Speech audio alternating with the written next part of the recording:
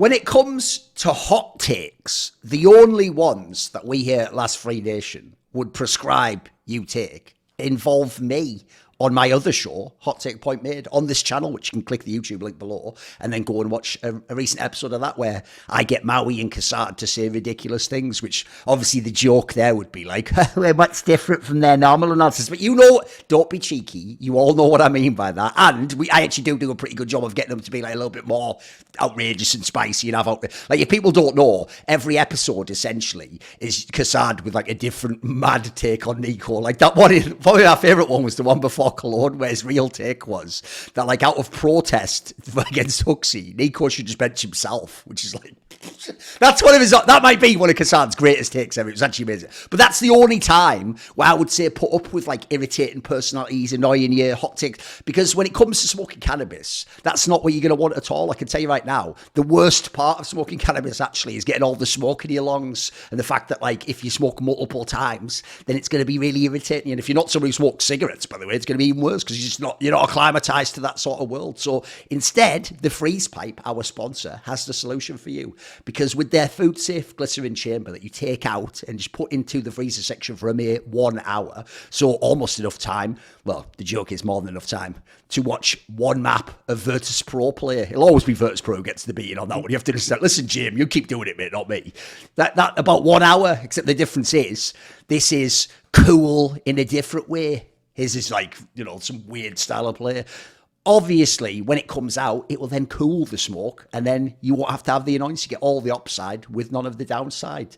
Check out thefreezepipe.com with the code LFN for 10% off. And by the way, it doesn't just have to be a traditional bong setup. They have it all. They have bobblers, they have oil rigs. They even have a couple of newer products. They have a vape pen. By the way, if you don't want any smoke at all, as the name suggests, the vape pen uses vapors. So at that point, you'll have no smoke whatsoever. They have a cartridge-based system. It's really small. It's got like one button setup. They've got a blunt tip, which is like a smaller version of a freeze pipe that only takes 20 minutes in the freezer section. You can put a blunt or a joint in there, and essentially you can smoke the classic way, but again, with less of the smokes, it's going to cool it down for you. So thanks to thefreezepipe.com. Check it out. LFN, 10% off to, as I always say, make your cannabis smoky experience a cannabis smoky experience. No one will ever be, listen, there's like, what's mad is I'm such an anti-commercial person normally, but I thought it almost comes too naturally to me at this point, doesn't it, Maniac? Like in another world, I was supposed to be this sort of like a silver-tongued, salesman. Every day I'm just waiting for the advisement to come so I can see where, like, what road you're taking, what kind of wordplay are going to come out. And just like, okay, that's a new episode. Exactly. This was a fairly tame one, to be fair. Normally, I'm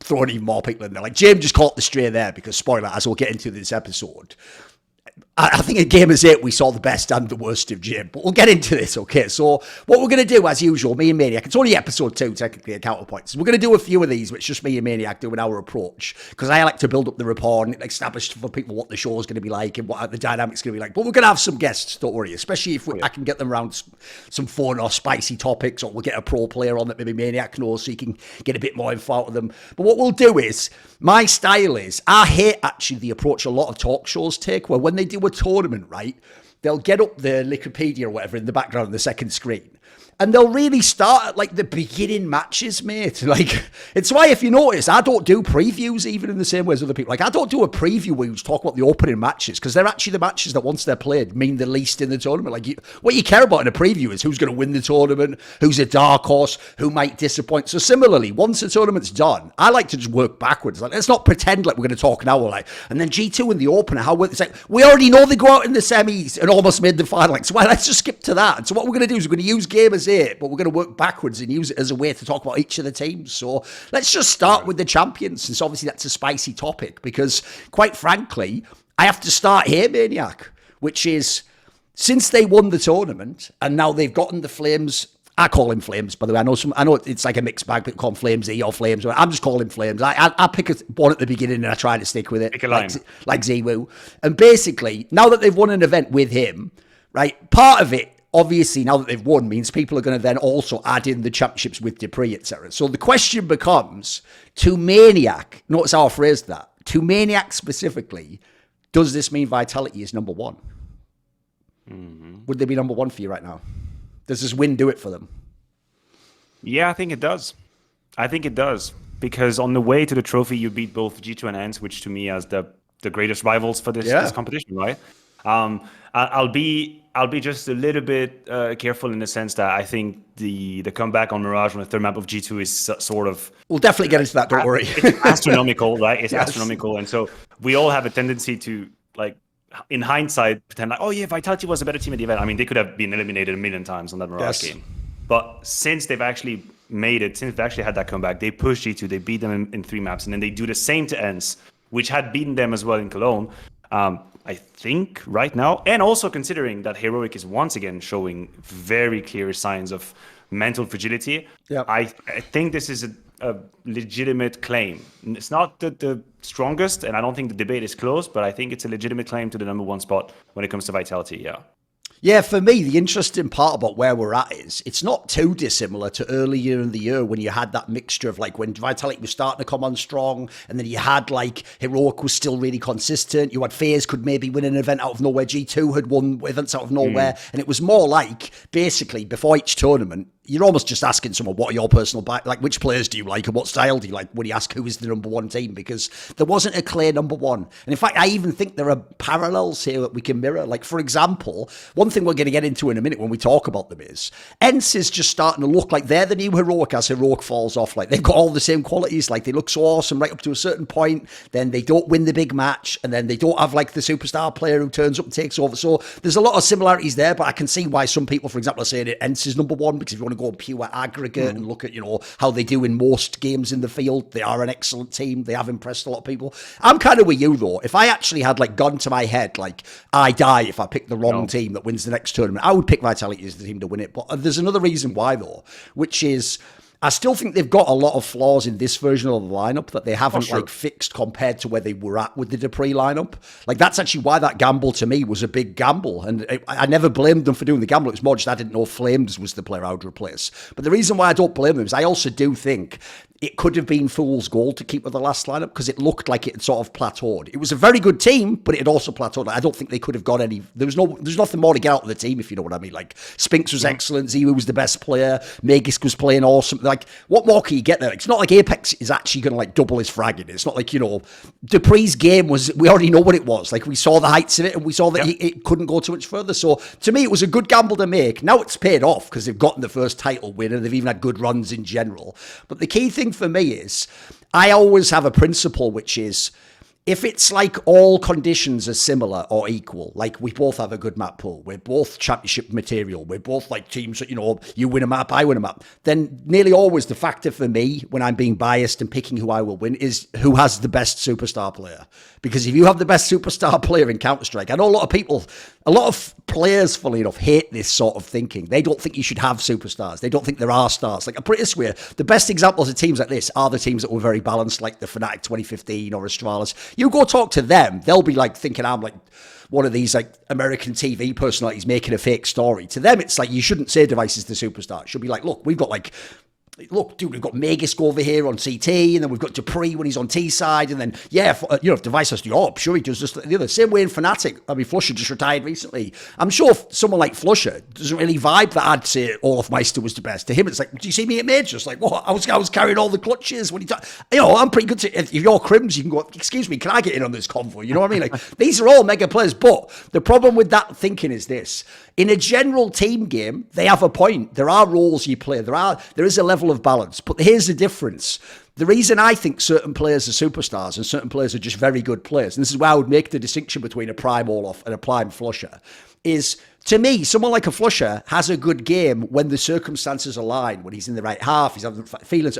Someone like a Prime Olaf or whatever the superstar player is, they sometimes just have to have a good game. There's no choice. It's like when we get later, if we talk about the ZywOo topic, the problem is, it's not that you're even playing bad if you just lose a game and you play average. That's where we do expect you to sort of do the Superman and go into a telephone box, come out and just save the day, no matter what's happening in the game. It's one of the reasons, by the way, why I actually do downplay Hooks here a little bit. I've just seen seen too many games where Nico dropped like 35 kills, and it's like, I know Huxley ain't telling him to do that, mate. No one could tell him to do that. Like, that's just where your superstar pulls you out of the fire and allows you to get wins that, if you're snappy, you don't have that play, mate. You just have to lose that game and then go, oh, well, back to the drawing board. So, to me, the ZywOo factor is a significant one. And crucially, as you saw at this tournament, dude, if you're a Vitality fan, the future looks very promising. Because right now, like, Spinks doesn't put up gaudy numbers over whole tournaments, but mate, especially in a match, he can be extremely good. And I actually think his like eye test really checks out. Like,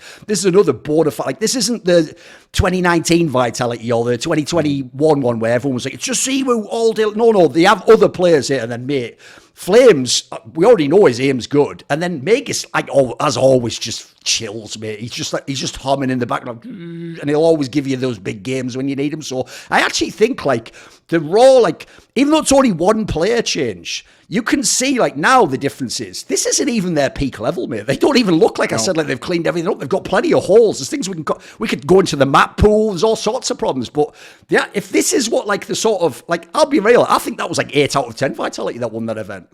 So when I even think ZywOo didn't play that great. It was actually one of his like not as great MVPs, quite frankly. If you can win like that, that's the difference. Old Vitality couldn't win like this, mate. They had to have ZywOo have like all-time great performance, probably like insane calling. Maybe the coach does an awesome job. They already stay in their map pool. Like, this was, as much as it was flawed, that makes it very promising to me. This actually makes me think the ceiling for this team is very high. So I would take them number one. What do you think?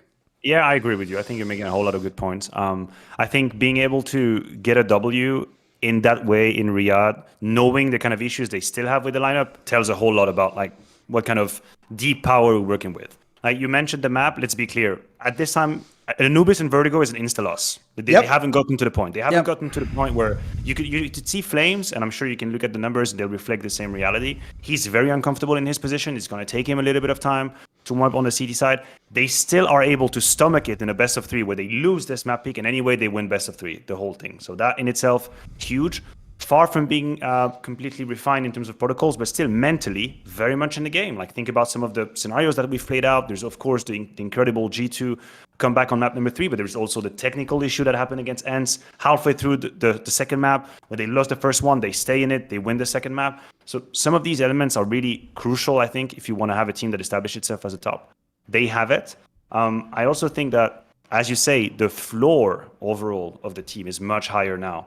Because sure, Apex is always going to have numbers that are deep in the red. I think it's almost unavoidable. If he has a good game here and there, you take it, you cash your chip at the casino and you leave. But when you think that Flames, Magisk, or Spinks can be your worst fourth rifle, it's a golden situation to be in. Yes. Magisk is probably still criminally underrated in what he does in some of his roles. Like in CT side, is one of the strongest anchors that we have in the game. So huge stats on the T side as well.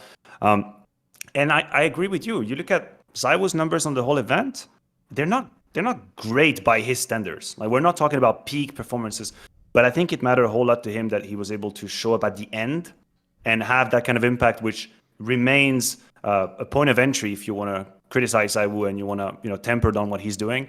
I think for him to be able to lift himself up from a average event, I'm going to use these terms carefully, but average event. Relative to his form, obviously, yes. Relative to his form, average event, and then suddenly map 3, just fucking catching on fire, historical comeback, and then again in the grand final, 134 rating, just straight up superstarring. So yes, there's depth from coast to coast now on the lineup. And even when we are far from the finished product, it is already a team that can win.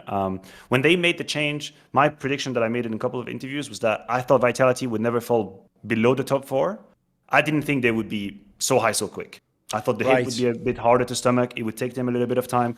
But you're also right. When you compare Flames to Dupree, I think the mistake is to do a 1-to-1 in the now and then. That's a mistake. You're not doing a 1-to-1 in now and then. You're doing a 1-to-1 in 6 months. And you can imagine what Flames can become. And then suddenly, this is definitely a very strong candidate. Because also they've shown that compared to a Vitality of yesteryear, that's a team now that's ready to play the big games. Like semifinals, finals, they're going at it. They might not win it, but they don't disappear. They don't just completely liquidify in the game and let it go by, as it had happened to Vitality early in the year. I don't know, like the Liquid game in Katowice, the ENCE game in Pro League.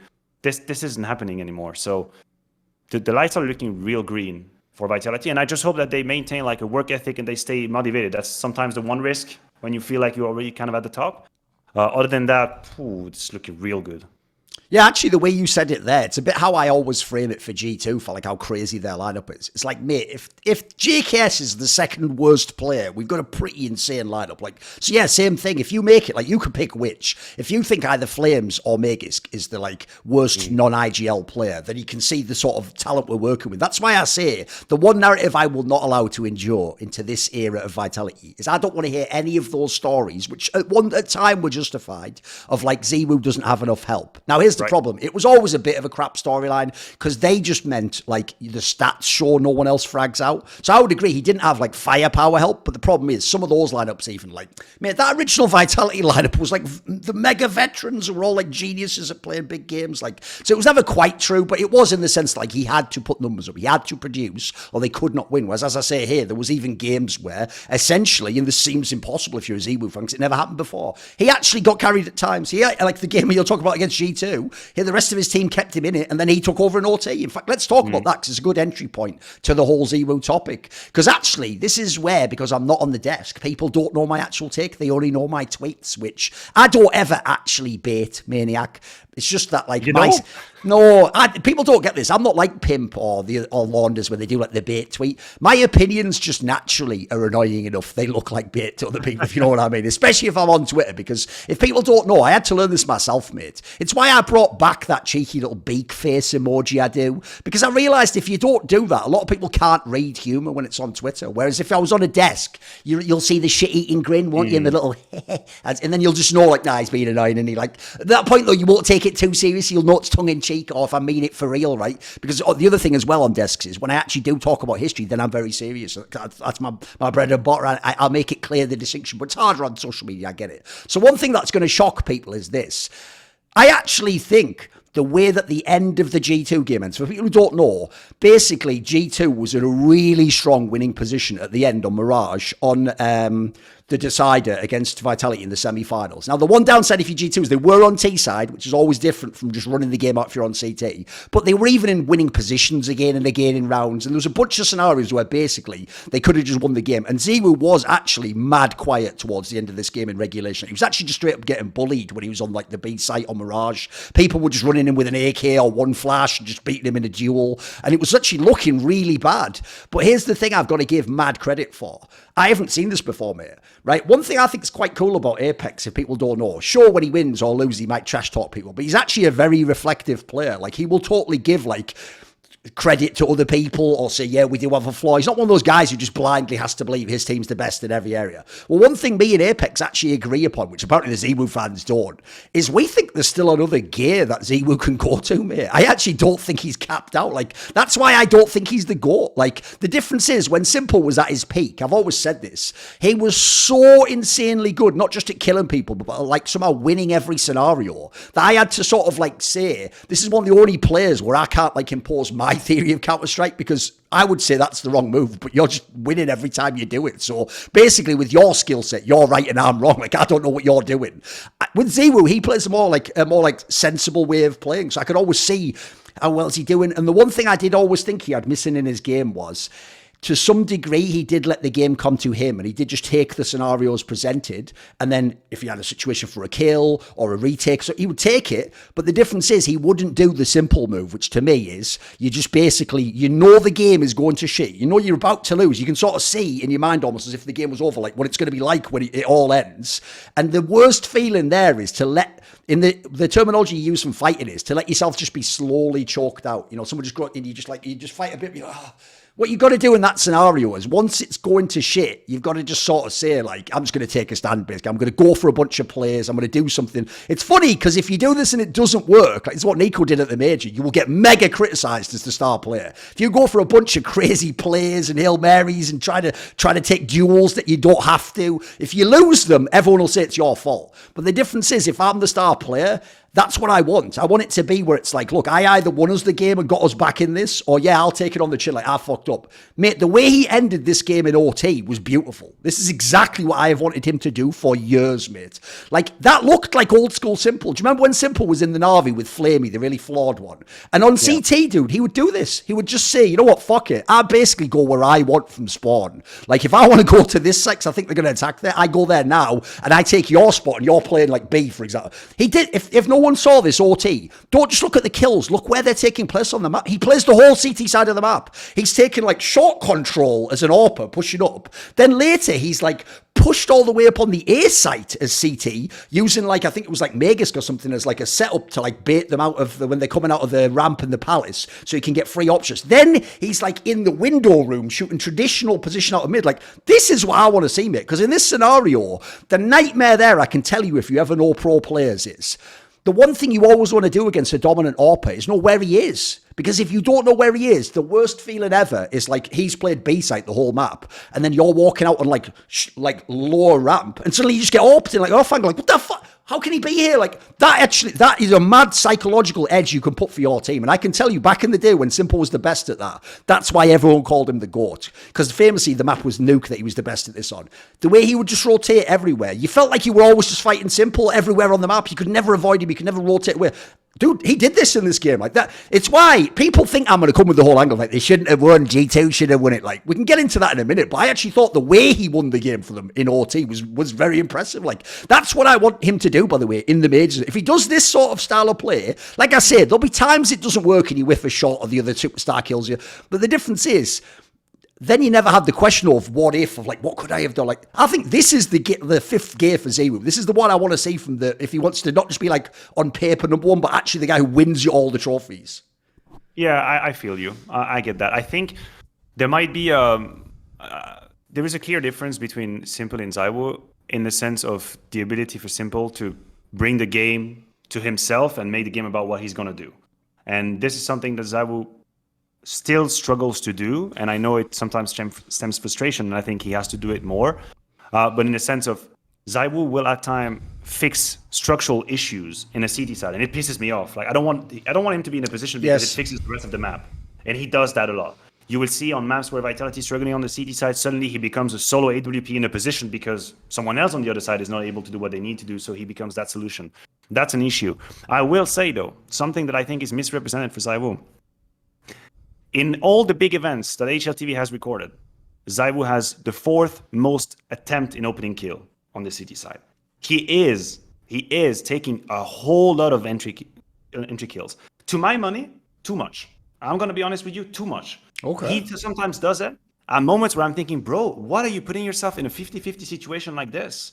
Why don't you allow yourself to bait off a teammate and then create a play out of the space that's going to be right there for you? Because I think this is where people like Nico, ZywOo, Simple, Device, the unique characters we have in the game, they make an impact when there's a little bit of chaos and like they know what they need to do. Like you just listed some of these good examples from this game, like on Mirage, at some point when he's A-ramp and he gets a kill and then he suddenly just fucking pushes T-spawn alone with an AWP. Yes, like that move. Exactly. There is no theory for that move. Yeah. That move doesn't exist. But because he feels it in that mid-round situation, he gets into there, he drops the bomb onto Hunter, crazy quick scope, and then he wins it. I feel like there are games where he doesn't allow himself to get to that position because he's just always, and on the T side, it's the same. I see him sometimes going in first. Like I see him be the first tip of the spear when I do hit that though. I do hit that, my mate. God. Yeah. And then, okay, so from a top-down perspective of a leader that's thinking about his team, and Apex will sometimes say, you know, if we have a good position, if we have a good spawn or whatever, it doesn't matter if it's ZywOo, you go in first. I get that. I get the theory behind it because it optimizes your push and maybe you have a timing that you find. But fuck, man, that pisses me off sometimes when I see ZywOo having to cross a smoke first with a pop flash above his head, and then there is a 75% chance you die to an off angle immediately, and then he's not playing. These are moments where I wish that he was way more selfish than what he is now. Yes. And that to me is an avenue of development and improvement that he has to do at times, because he keeps on putting his life on the line in early round situations, which means, as you mentioned, that when he catches on fire, he destroys the game, just like it happened against G2. And it took time. And you know what's funny? You watch his POV in the beginning of that CT half, and I'm not even sure he makes a lot of mistakes. He gets right. one tapped, pop Got flash, unlucky a couple of times, right? Yeah, exactly. Yeah, but not even unlucky. Just credit to G2. Like Okay. credit to G2 for a perfect peak, perfect execution. Whatever, Hunter just white swings him, one tap immediately, and he hasn't changed the way he played throughout the half. He just became successful at it. He became successful in getting that opening kill. At some point, he does the jump onto short from window. He dies immediately. He gets caught immediately by a push. He rotates back to B. He gets one tapped, and there's a flash coming over site. And you look at the tab, and you're thinking, "Oh shit!" Like ZywOo's shitting the bed. But there is no like phenomenological difference between that moment and when he's actually winning. He's killing the people, and then he keeps on going. So I wish at times he would just take a step back a little bit and not play more passive. Just play a bit more selfish. Allow yourself to maybe sell your teammate that's in front of you. Simple has no problem doing that. If he thinks that the winning move is giving up on the people that's in front of him because he's going to multi-kill, he's going to do it without doubt. Yes. And this, to me, as a clear and official ZywOo fan, this is still one of the greatest avenue of development we can see for this player. Yes. I mean, it might sound counterintuitive to a fan because everyone wants to believe, like, let's be real, all teams and coaches preach sort of the thing of like, you know, we're all equal and we win together as a team, we lose as a team. It's not about you, it's about something more. That's all well and good as a general philosophy, like you're talking about. Obviously, if you're in a random game in the group stage, right, and then, ZywOo's playing on the outskirts, so you decide to pivot and go to that site, he should probably entry at that point in time. That does make sense. But I agree with you, especially if it's like a big game and it's a big round and he has like an actual weapon.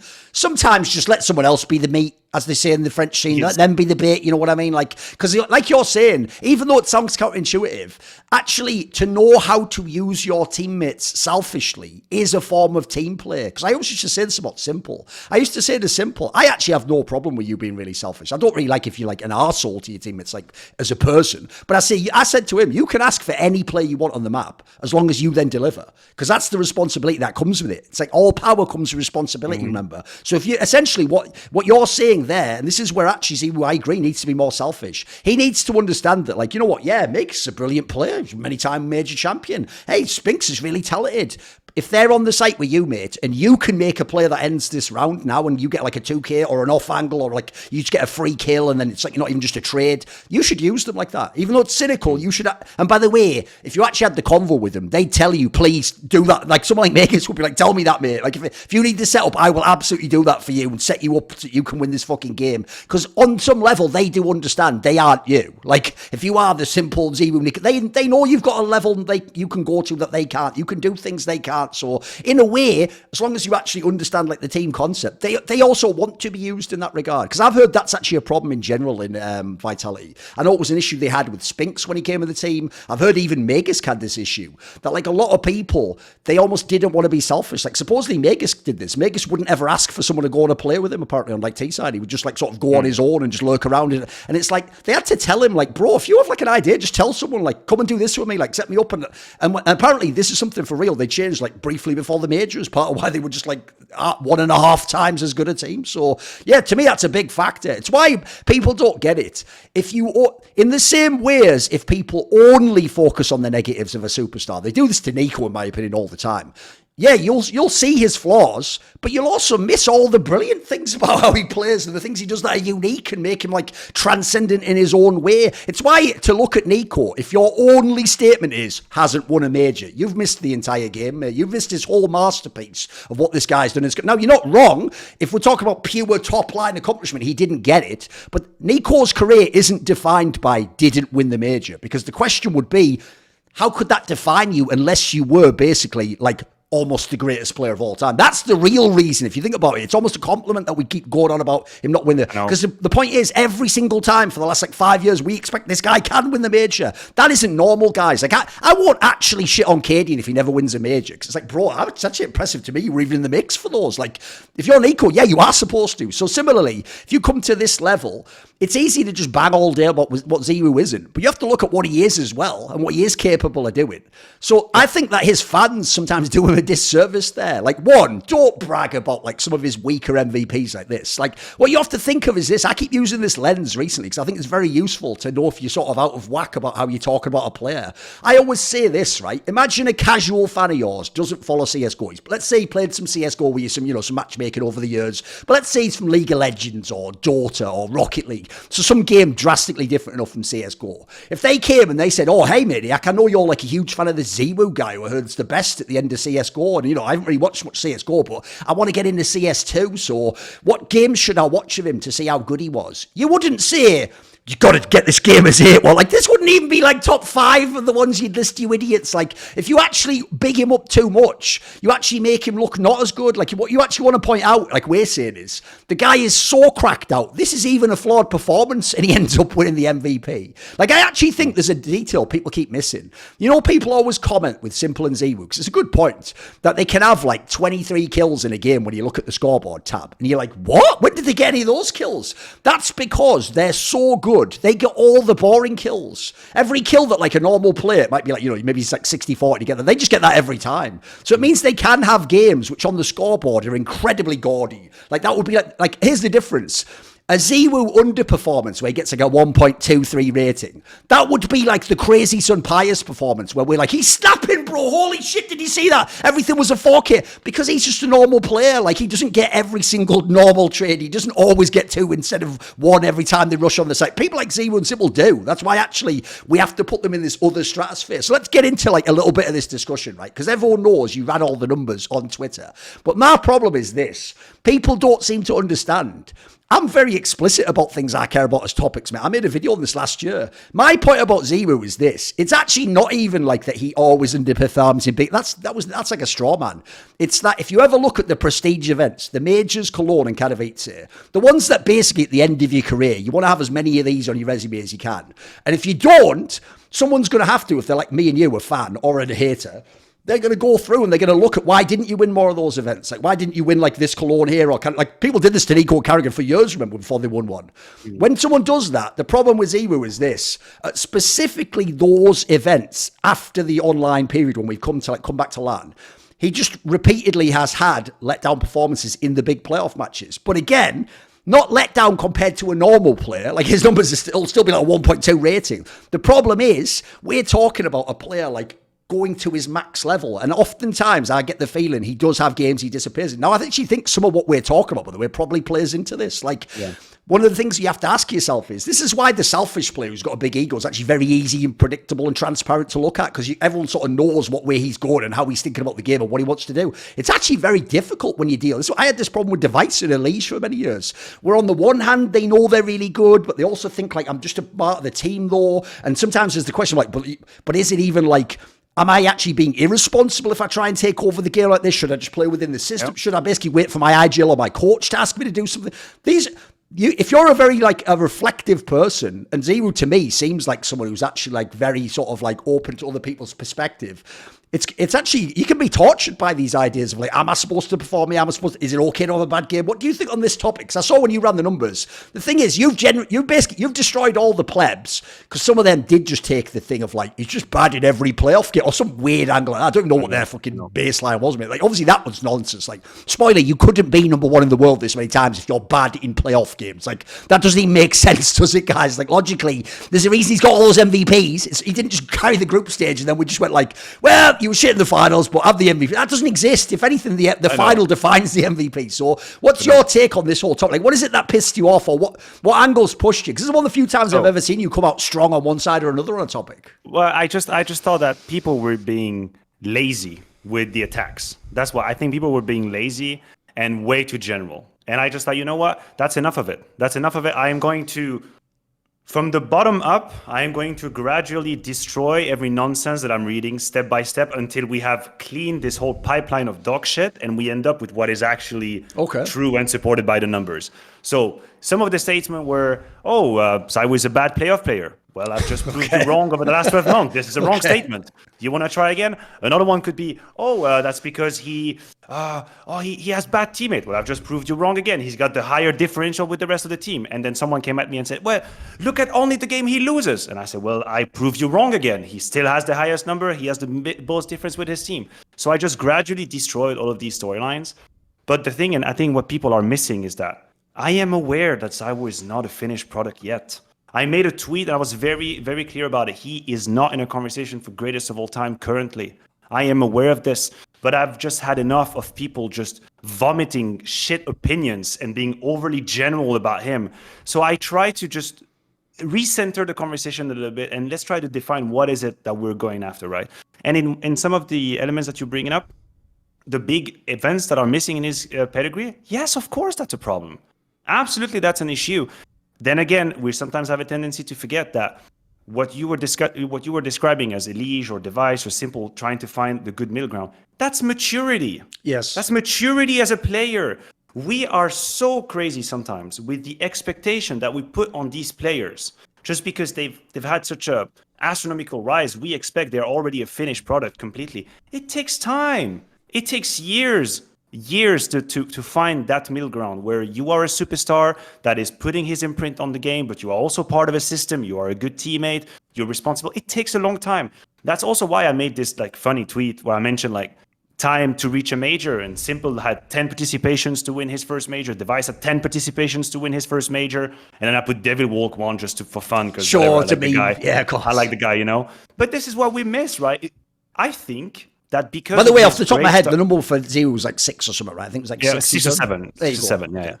What I'm saying is that we are being unreasonable with the expectations we put immediately on a guy that is still in the year 4 or 5 of his career. Like, where were Simple and Device year 4 or 5? I think Simple from the very beginning, because of who he is, even as a person, he had already taken over more games. I think it's just his DNA. That's how he plays the game. But some of it, this trophy that we're talking about, to build your cabinet, it takes time. And also, I think the argument of the online-offline era is one that if we're going to use it, which I think is fair, we have to take it both ways. So one way is, hey, let's temper off the MVP account because ZywOo had a bunch of MVP online, and I think it's a fair point. But let's also not forget that he missed on all that experience that is supposed to help him get to that point. A year and a half without Cologne, Katowice, majors, moments. That doesn't come out of thin air. You have to leave these games. You have to play these games, and you have to fuck it up, and you have to realize, wait, hold on a minute, I should have done differently. It takes a while. So my take is that from what I have seen from ZywOo in these relatively short years, even with a lapse of what was it, a year and a half without offline Counter-Strike, so that is one I'll put in parentheses. What I have seen and the reliability and the consistency that he has leads me to believe that there's going to be a day where the conversation is closed. But it's not there yet. I don't think he's there yet. He doesn't have a case. He doesn't have a case for Device. He doesn't have a case for Simple. There's just not enough. But we are unreasonable with what we expect someone to do at this point in his career with 3.5 years of LAN experience. That in itself, I think, is unreasonable. And this is why I try to bring up a little bit more like number-based, objective approach and say, okay, what is it that we're talking about? Playoffs game in Cologne and Katowice? Yes, I'm with you. Yeah, I think there's more to be done. There's more attitude to be had in this game. He has to take more responsibility in this moment. I'm with you. Just don't pretend like it's a problem and he doesn't do it now. Or you're pretending to me that Simple was doing that immediately from the get-go. Device was a notorious choker in grand finals. Why we just forget about that? It takes time to get to that finished product. And this is what pisses me off. People just treat him like, you can't do it right now. You're a fraud. It's like, bro, just can we have a little patience here and see what he evolves in? And also, I agree with you. Don't call him what he isn't right now because you're actually undermining him. You're hurting him if you call him that now because people are going to use it as a weapon against you, and they're going to be right to do so. So you want to pay him compliment, that's fine, but give it time. Time is your best weapon if you're a ZywOo fan. Time is going to play for you.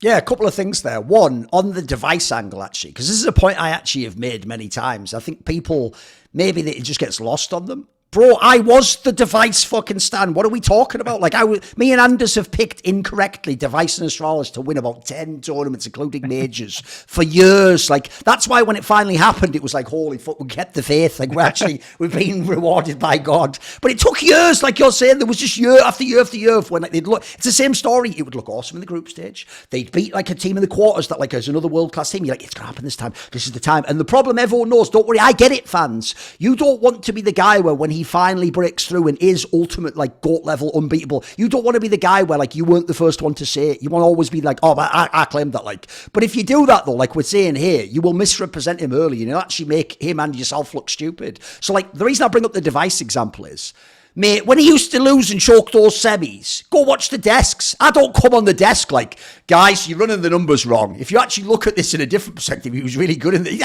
I never pretended he carried the games. The joke is, if anything, I was in there with Yanko going 10 times harder on him, like, why have you fucking failed the game again? What are you doing? What was going on the, CT side here? Like, if anything, I was fully aware that he had flaws. And the reason why this is so crazy as a topic to me is, this is where people, like, part of it, by the way, as an aside, I think is just a lot of young people now. You notice in general, in every sport, they're obsessed with GOAT discussions, but it's all about current players. Like, that's weird, because I don't know if you know this, but when I grew up, at least in sports, like, for example, when I grew up as a boy watching football in England, the GOAT debate was like Maradona against Pele from a past generation. Nobody was taking the current mega people like Zidane and Ronaldo. We weren't putting them in that convo, and there was no guy who was like 15 like me coming in going, hey, all you guys, I guess this Pele guy you talk about is good, but what about Ronaldo, number 9 Ronaldo? No, they'd tell you, shut the fuck up, you don't know what you're talking about, you never saw the other guys play. But there is a lot of like impetus, with the modern generation, like they want their guy to be the GOAT, right? And I even think they've gone too far.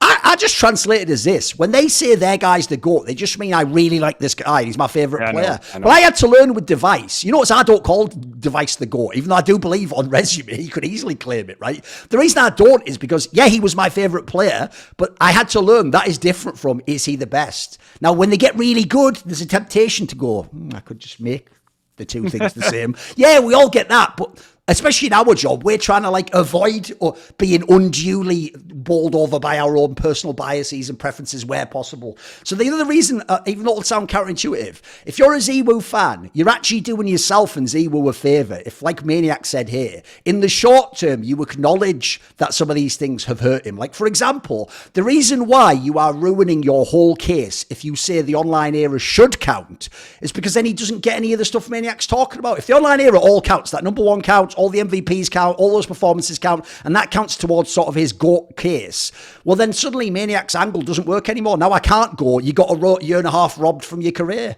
That's actually the better argument if you're a ZywOo fan, because what you need to say is this: during that time period when he was either number 1 or number 2, depending on who you are, he would have gotten a lot of very prime opportunities to go to these Cologne, Katowice majors and have a chance to not only win them, but like get over, like exercise these demons, have a third match where he goes.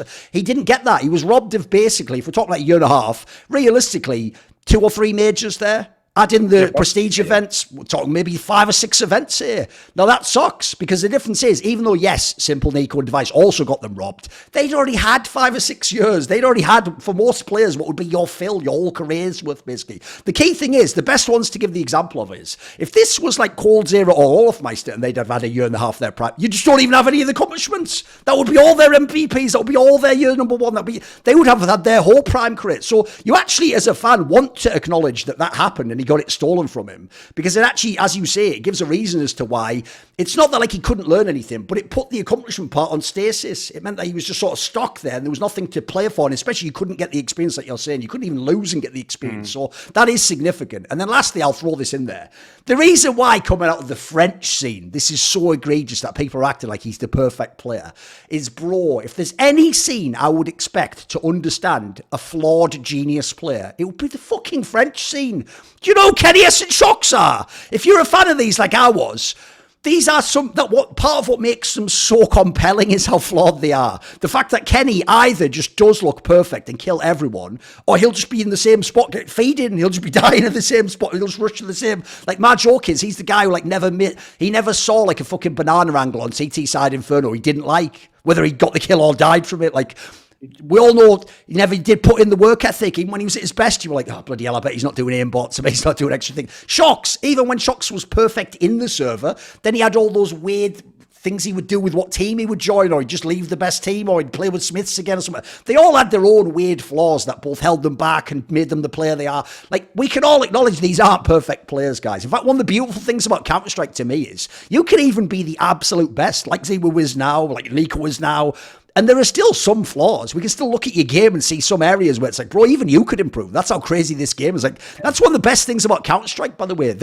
No one will ever hit the skill cap. No one will ever hit the possibilities of what you can do in the game, the decision making. What's beautiful about the game, as far as I can tell, is it just goes forever. It feels like it's like chess. It just evolves forever, right?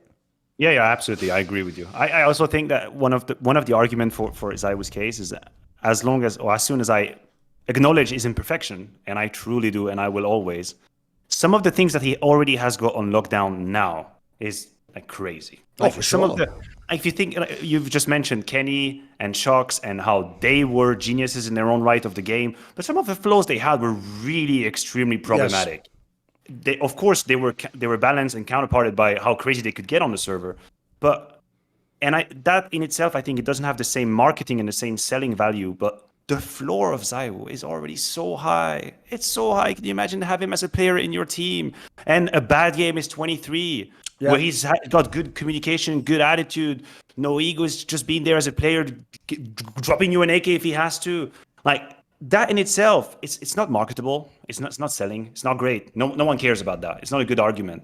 But in the reality of Counter-Strike, it does play a role. So what I think he still needs to reach out, or what he still needs to do, there's margin for it. It's like, it's the finest detail. It's like we're talking about a Swiss watch and we're just in the nitty-gritty down there, 4 sub-level, trying to tweak a little bit. And there are some tweaks to be done. But the amount on the checklist that it's already done for someone his age and in his position, that in itself is like, come on, man, that forces just respect. And that's why I think, like, again, time is of the essence for him. It's gonna be great in a couple of years, I think. And here's where I will agree with you, but I'll only disagree in principle. I actually do agree in this specific case. Like, if I had to pick someone today who is the player of all the best players now, so like, I mean, Simple's barely in the equation, but he was earlier this year. Yeah. Simple, Nico, all the players that we all know the best now. I mean, you can take modern day ones, Shiro, people like that, right? If I put this list together now, if you have to pick one to be the best in the next 4, you'd easily pick ZywOo. Like the difference is Nico might extend his prime. Maybe he can do a couple more years, but would he really be the best in 4 years? Now, the reason why I bring this up and say it as a general point, I do think it's very dangerous when people do this, is one mistake also ZywOo fans made is after that first year, because it was, by the way, I don't care, people have got to stop doing these like whack short-term narratives. I tried to tell everyone when we came back from online to LANs, please stop saying this bit guy is the best rookie ever. Like, that doesn't even make sense. The ZywOo guy, when he was a rookie, was the best in the world. The bit guy isn't even the best on his team. He had Simple next to him. Like, what you mean is he's the best sort of like traditional rookie of like you just inserted in the squad. Like, ZywOo actually is in his own category for rookies. Like, that first year is impossible. Absolutely. How good he was. But the problem is it baited a lot of people to go either, this is a classic mistake humans make. You know, you can trick people using like a graph maniac, where if you plot a graph like this and it starts curving up and then you say, right, I paused there, but what happens next? The human mind goes, the pattern continues, doesn't it? So it's like, it must just go. Like, first of all, when you're as good as he was in year 1, it's going to be very hard to just get like 1.5 times better each year. So if you already projected that, I think you need to watch a bit more CS. You don't get years like that out of nowhere. And then the other one is, you can never, ever, like, I'll do it with this guy now because I've seen him do it for like 2.5 years, 3 years now without like the online period. Never assume because someone had an awesome year, they'll just do that for 3-4 years more. The thing, I know that we've been ruined by Nico and Simple where they have done that, but like, that's why I call them aliens. Like, I've never seen players like them that are almost impervious to form. They just like, they even have like a bad 3 months, mate, and then just come back and be the best at their role again. Like, normal players don't do that. Even the greatest ever, like my mate Get Right or Colds It, even they have this gradual taper off where it just goes away. Like, they don't just come back 2 years later and be the best player again. Like, that's actually extremely rare. Now, luckily, ZywOo does seem now like he deserves to be in that category.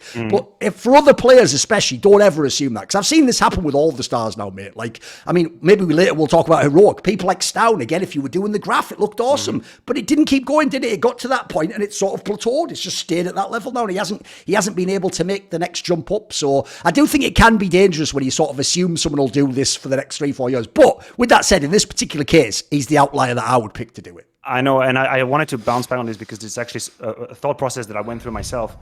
I think some of the criticism that we make to ZywOo are parts of the reason why he is going to remain at that level. Because he is, if you compare ZywOo against Simple, for example, and you're a Simple fan, you have there's many different ways you can enter the conversation. Sure. You can say, oh, he doesn't have these phenomenal moments where he just takes over and he disregards the structure of the game. He just pops off. No, it's true. That's a fact. It happens. It's a more rare occasion. That's true. He's more right decisions, logical move, logical positioning, do your job, consistency, reliable. These are elements that I can imagine going over time. That's what I can imagine happening year 1, 2, 3, Sure. 4, 5, 6, 7. I think genius and phenomenal moments are harder to keep up with. Like, not everybody can maintain a very dangerous, aggressive play style where you put yourself in danger all the time and you maintain a great performance at it. You maintain the confidence to do it. It's hard to keep up with that. Some of the criticism that we do towards ZywOo, that he lacks a little bit of flair in moments, he lacks some gravitas, some craziness. It's also part of the reason why I think he's never going to drop. In fact, I think I made a tweet where I said ZywOo is never going to have a year below the top 5 as an individual, ever. And I do believe that because some of his... I just love that this is the only player I've ever seen, bro, that's gotten hot takes out of you. Like, that's a hot, spicy as fuck take. But I firmly believe it because I think some of the reasons that we criticize him are also some of the reasons why he will remain extremely strong. Because this is kind of who he is. Like, not taking too much space, understanding the system, be where he needs to be, getting that multi-kill. Hey, by the way, AVP and rifle, super underrated topic. He's one of the AWPs out there that has the least kills with the AWP, which, spoiler alert, means that he can have kills whenever he's got no money. So many times we've seen players like Shiro and Device struggle because they don't put their hands on an AWP, they don't have the money, they struggle, they have a shit scoreline. ZywOo will play with a Galil, he'll play with a Famous if he has to. That some of these reasons are like stabilizer. It's like if I'm talking about a house and I'm looking at the foundations of the house and how strong they are, he's got the strongest foundations. Yes. Period. Now we're looking like luxury balcony and nice little windows. That's what we're trying to build on the house. We're trying to get a little fancy. He needs to add that. But his foundations are so strong. I can close my eyes and look at the stats and he's going to be in the top 10. And I don't even need to think about it. So that's why I can make that risky comment about how I believe his consistency will remain over time. But I agree with you. It's something that is very quickly yielded by people. And I don't think everybody realizes what it means when you say someone is going to be there in 4 years. There's a whole lot that goes into that kind of saying. You have to think about it. Right, let's do the ENCE discussion then. Because one of the problems with the ENCE topic for me is this. It's like I said earlier, to me, they model so much like Heroic when they were on top. It's like all the reasons, like if you notice, it's even why the credit seems to funnel all the way to the IGL and the coach, which is the same thing we did with Heroic. Like it all went to Cadian. Because when you look at them as a team, if we're talking about like proper Counter, they're playing brilliant Counter-Strike. This is fabulous. Like, it's the same reason why I told people on paper I wanted Heroic to win the Blast Major, because what I wanted, like I said with that lens before, is if someone came to me as a brand new fan of CS2 and they were like, what was CSGO like? I could just tell them, bro, just go watch the major final. But look, see that team Heroic that won? That's how Counter-Strike was played. Like, that was like the best level it got to, where they had all the, you know, the utility usage, the rotations, they understood all the trading, they had the map pool, they could win on both sides. The IGL was a great caller, but he could also sort of call from spawn or call and rotate. Everything was there. Loads of these factors are there for ENCE. Like, there's so many there I can compliment. Their checklist looks awesome. The problem is, I'm going to spin it from the opposite way. This is a team now where if we only look at what's good about them, they're great. You can make an argument they're number one. They look like, just like Heroic, they also look now I mean, Heroic, the joke is Heroic's dropped off from this, but they become the new Heroic. They also have the craziest flaw. Like, they feel like a lock to make every semi. In fact, they even do beat the teams that beat them in the final, as long as it's not the final. If you play them in the quarters or something. Like, the joke is they've already beaten Vitality. Like, we know they can. We know they can beat G2. They can beat all these teams. It's that same thing. But there's clearly something happening when they reach these big finals. Like, every time in these finals, like, I think, just like Heroic, this is significant to me. It's one thing if you reach 4 finals, but you're the underdog every time. Then maybe you shouldn't win any of them. Dude, they looked so good coming to some of these finals. Actually, to only have 1 title out of it is a bit underwhelming to me. They could have won for real, all of them. They could have won 2 or 3. They could have won this one. They could have won the Cologne. These were all right there for the taking for my money. The problem is, though, if we get into some of the specifics of why they didn't, they do lack the superstar player. They don't have the ZywOo guy who pulls your ass out the fire at the end of a game, or a Nico who just, in the middle of the game is just so dominant it's already over and you steal their map. It's basically like the strengths that get them to that point. If one of them fails, if anything goes off, they become like for me, they become like 50% as good when they face this pressure, and when they get the slow start, and then someone's like Sun Pius isn't in the game and he doesn't have his AWP. Like, there's a difference as well. Sun Pius has to have his AWP. This isn't a guy who's like, he's all right with the rifle. He's not some god with it though. Like, his game becomes a lot less, quite frankly, not as good. He's not as good, quite frankly, on T side as well. Like, there are real flaws here. So I want to see what's your temperature check on ENCE, because there's so many reasons to fall in love with them, but I do think when you have this many chances and you keep blowing it, I know people think it's early in the time to start asking, do they choke? But like, we sort of do have to ask, because to me, this is a window like now where you could have got a lot of trophies. Like, dude, we could be talking about like, is this going to be like an ENCE era if they'd have won like 3 or 4 of these titles? Yeah, I agree with you, and I think it's a right way to approach it, as the problems first, and then we can always pay the compliments that they deserve, because I do think they play close to the most perfect Counter-Strike we have currently. Just if you look at the strategies and the movements and the paving, it's you can almost point to anyone in the game and say, hey, look at how ENCE is playing, and that's how Counter-Strike is supposed to be. And I agree with that statement. I think that this game, this grand final against Vitality, hurts more than Cologne, for my money, and what it means for ENCE. Because when we were in Cologne and we were talking about a best of 5 going up against a red-hot Nico and a great m0NESY, it's like, maybe the order is just too tall. Like, a best of 5, it's such an incredible, egregious battle where it's very unique to the sphere and the space of Counter-Strike. So I could imagine it was too much. This one was right there for the taking. It was right there for the taking. We're talking about an ENCE that beat Vitality at the most important event, a map pool that goes their way, which, by the way, why don't they pick Vertigo? It's there, but they could have completely done it. They go for the same maps again. That's another discussion. But yeah, I think that currently they don't have a team solid enough to withstand the tribulations that is a grand final. And right now, it needs to be a perfect scenario for them to win. And I think this was an example. You mentioned Sun Pius. For my money, he's the only one currently that is starting to establish his dominance and his presence in every one of these games. Even the games against Vitality, his 1.27 rating is very decent, and he's had a few moments. He's one of the only ones that is becoming a go-to, reliable star player in these moments. I love the attitude. I love the difference making.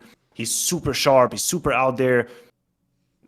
He destroyed ZywOo in Cologne. It broke my heart. So he's getting there. But there are still some other players that need to deliver. Like n0NESY, for example. I think n0NESY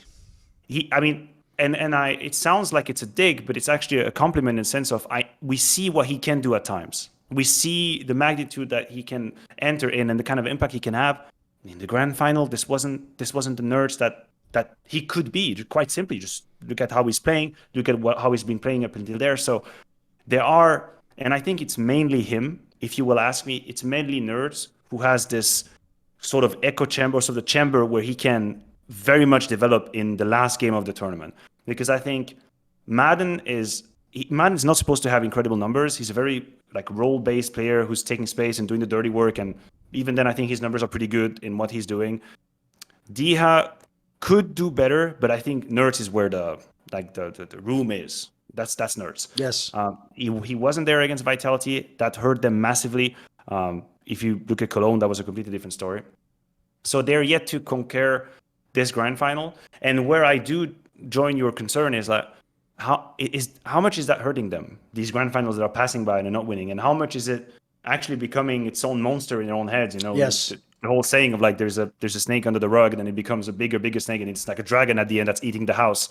That's how I worry about ENCE just a little bit, because if they keep not winning while playing their best, then we're gonna have to see how they deal with it, both internally and of course like individually. That worries me a tad. And the only reason that I am not so harsh and critical over ENCE is that this grand final had a 45-minute to 1 hour technical break in the middle. That was a nightmare, yes. In the middle of the second map, where ENCE were technically still in a winning position after winning map 1. Look, for my money, this is, I mean, I'm an old school player, Duncan. I come from the time where we would have 1 hour break very regularly in games. So as far as I was concerned, part of being a professional was being able to reset your brain and get back into it. I think it's a skill set that you need. But I would be remiss not to mention the fact that this whole grand final took a weird turn after this break, and then Vitality were the one fully in control after this, and they smashed them. That's the only reason I'm taking a pinch of salt with that one, because I know I think it has to be considered. But other than that, yes, I think the window is slowly closing. And if you are playing good, or let me rephrase, if you're playing very good and not winning, then doubts start creeping in, and you start doubting things you shouldn't be doubting. Is it the system? Is it the strategy? Am I being put in the right position? You start imagining issues, imagining problems, and that could come creeping for ENCE, because after all, they had a few chances now to win big trophies. Yeah, on the thing of like the pause, basically, if people don't know, it's a very famous concept in American sports where like you take a timeout to cool off the other star player, just to sort of make him think for 20 seconds, and you don't just let him keep scoring baskets or whatever the particular sport is. So I will say, in general, if you do a massive tech pause like that, especially because the problem with the tech pause is it's indeterminate. No one knows when it will end. It could end in 4 seconds or it could end in 40 minutes. And in this case, it was more towards the latter than the former. The nightmare there is, one, especially if you don't, if you're a casual fan, the rule is you can't talk during a tech pause. So you just sat there in your own head. It's not even like you're having a discussion. It's not like a timeout. Like, well, like when we come back, do we do it? No, like you just all sat there sort of waiting, and whatever internal dialogue's all you've got to keep yourself sustained for the next 40 minutes. In general, I would say as a general principle, that will always favour the more experienced team and core, because they've, like you say, they've been there, they've won the championships, they know what it's like to have this. If you're the up-and-coming team, the problem is, even though it sounds just like so immature and childish, you are going to have a very human reaction. Your reaction is going to be like, but I'm up a map, and I've almost won map 2.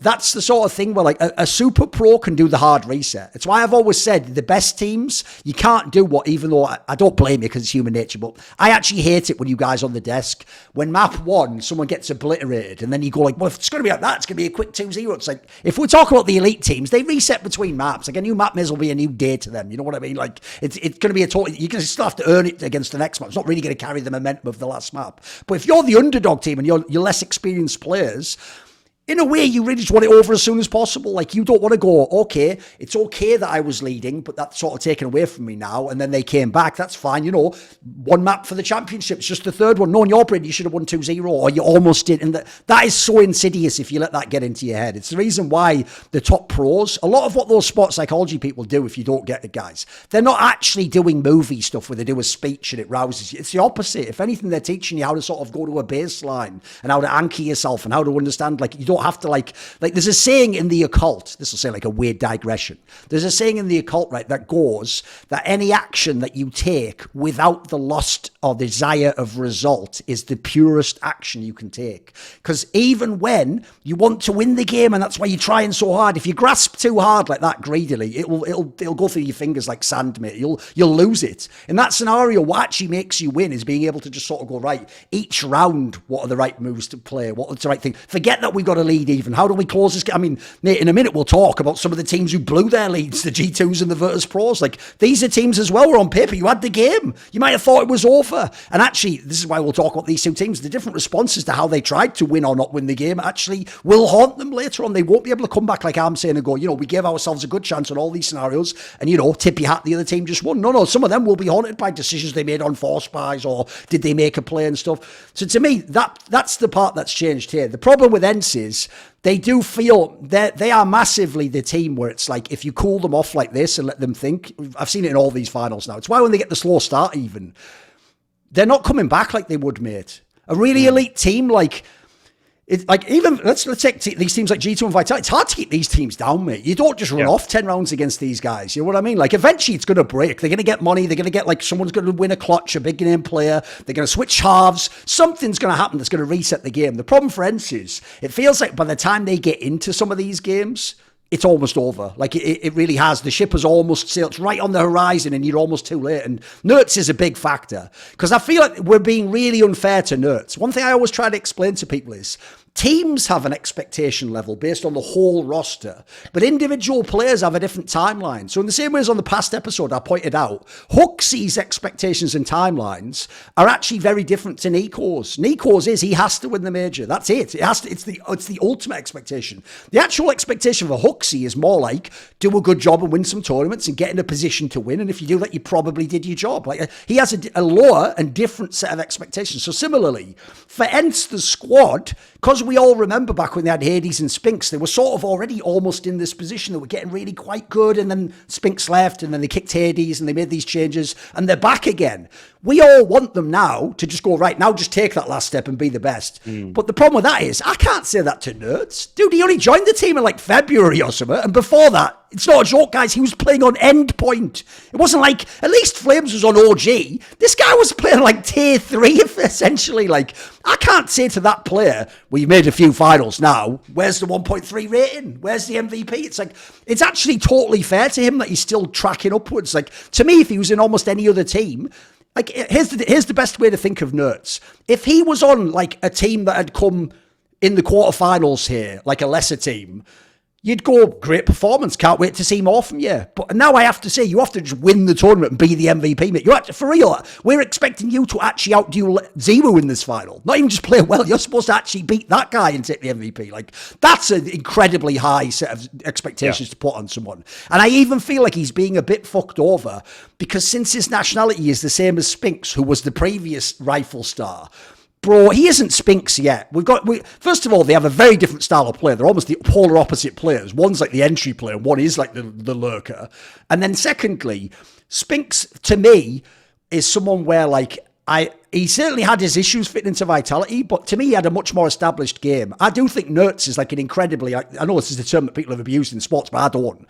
I think he's an incredibly mercurial player. He just has those games where he is outrageous and his aim's just sick, and you think, fucking hell, this is the next NiKo, Spinks, this is the next god rifler. But then he also has the games, you see it sometimes in semis and finals. By the way, this is how I know ENCE is legit. In Cologne, he actually had a mad quiet semi against Vitality, but they still got through the game without him needing to do it. He can have games where he just disappears and he's just whatever.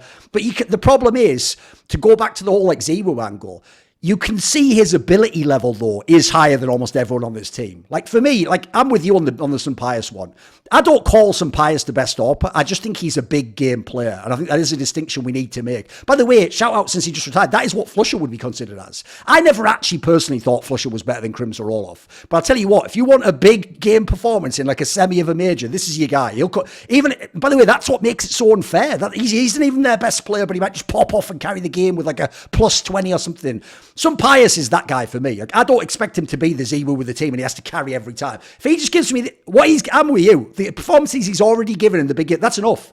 Give me that and Spinks and Snappy and all the rest of the team, and I'm with you. It's mainly the NERTZ angle I'm looking at. I'll give a slight pass though. I will give a little bit of flame to Dikar though, which is, to me, he's like the impact player on this team. If you see the way he plays, especially on T-side, sometimes he just straight entries, mate. He just opens the game up.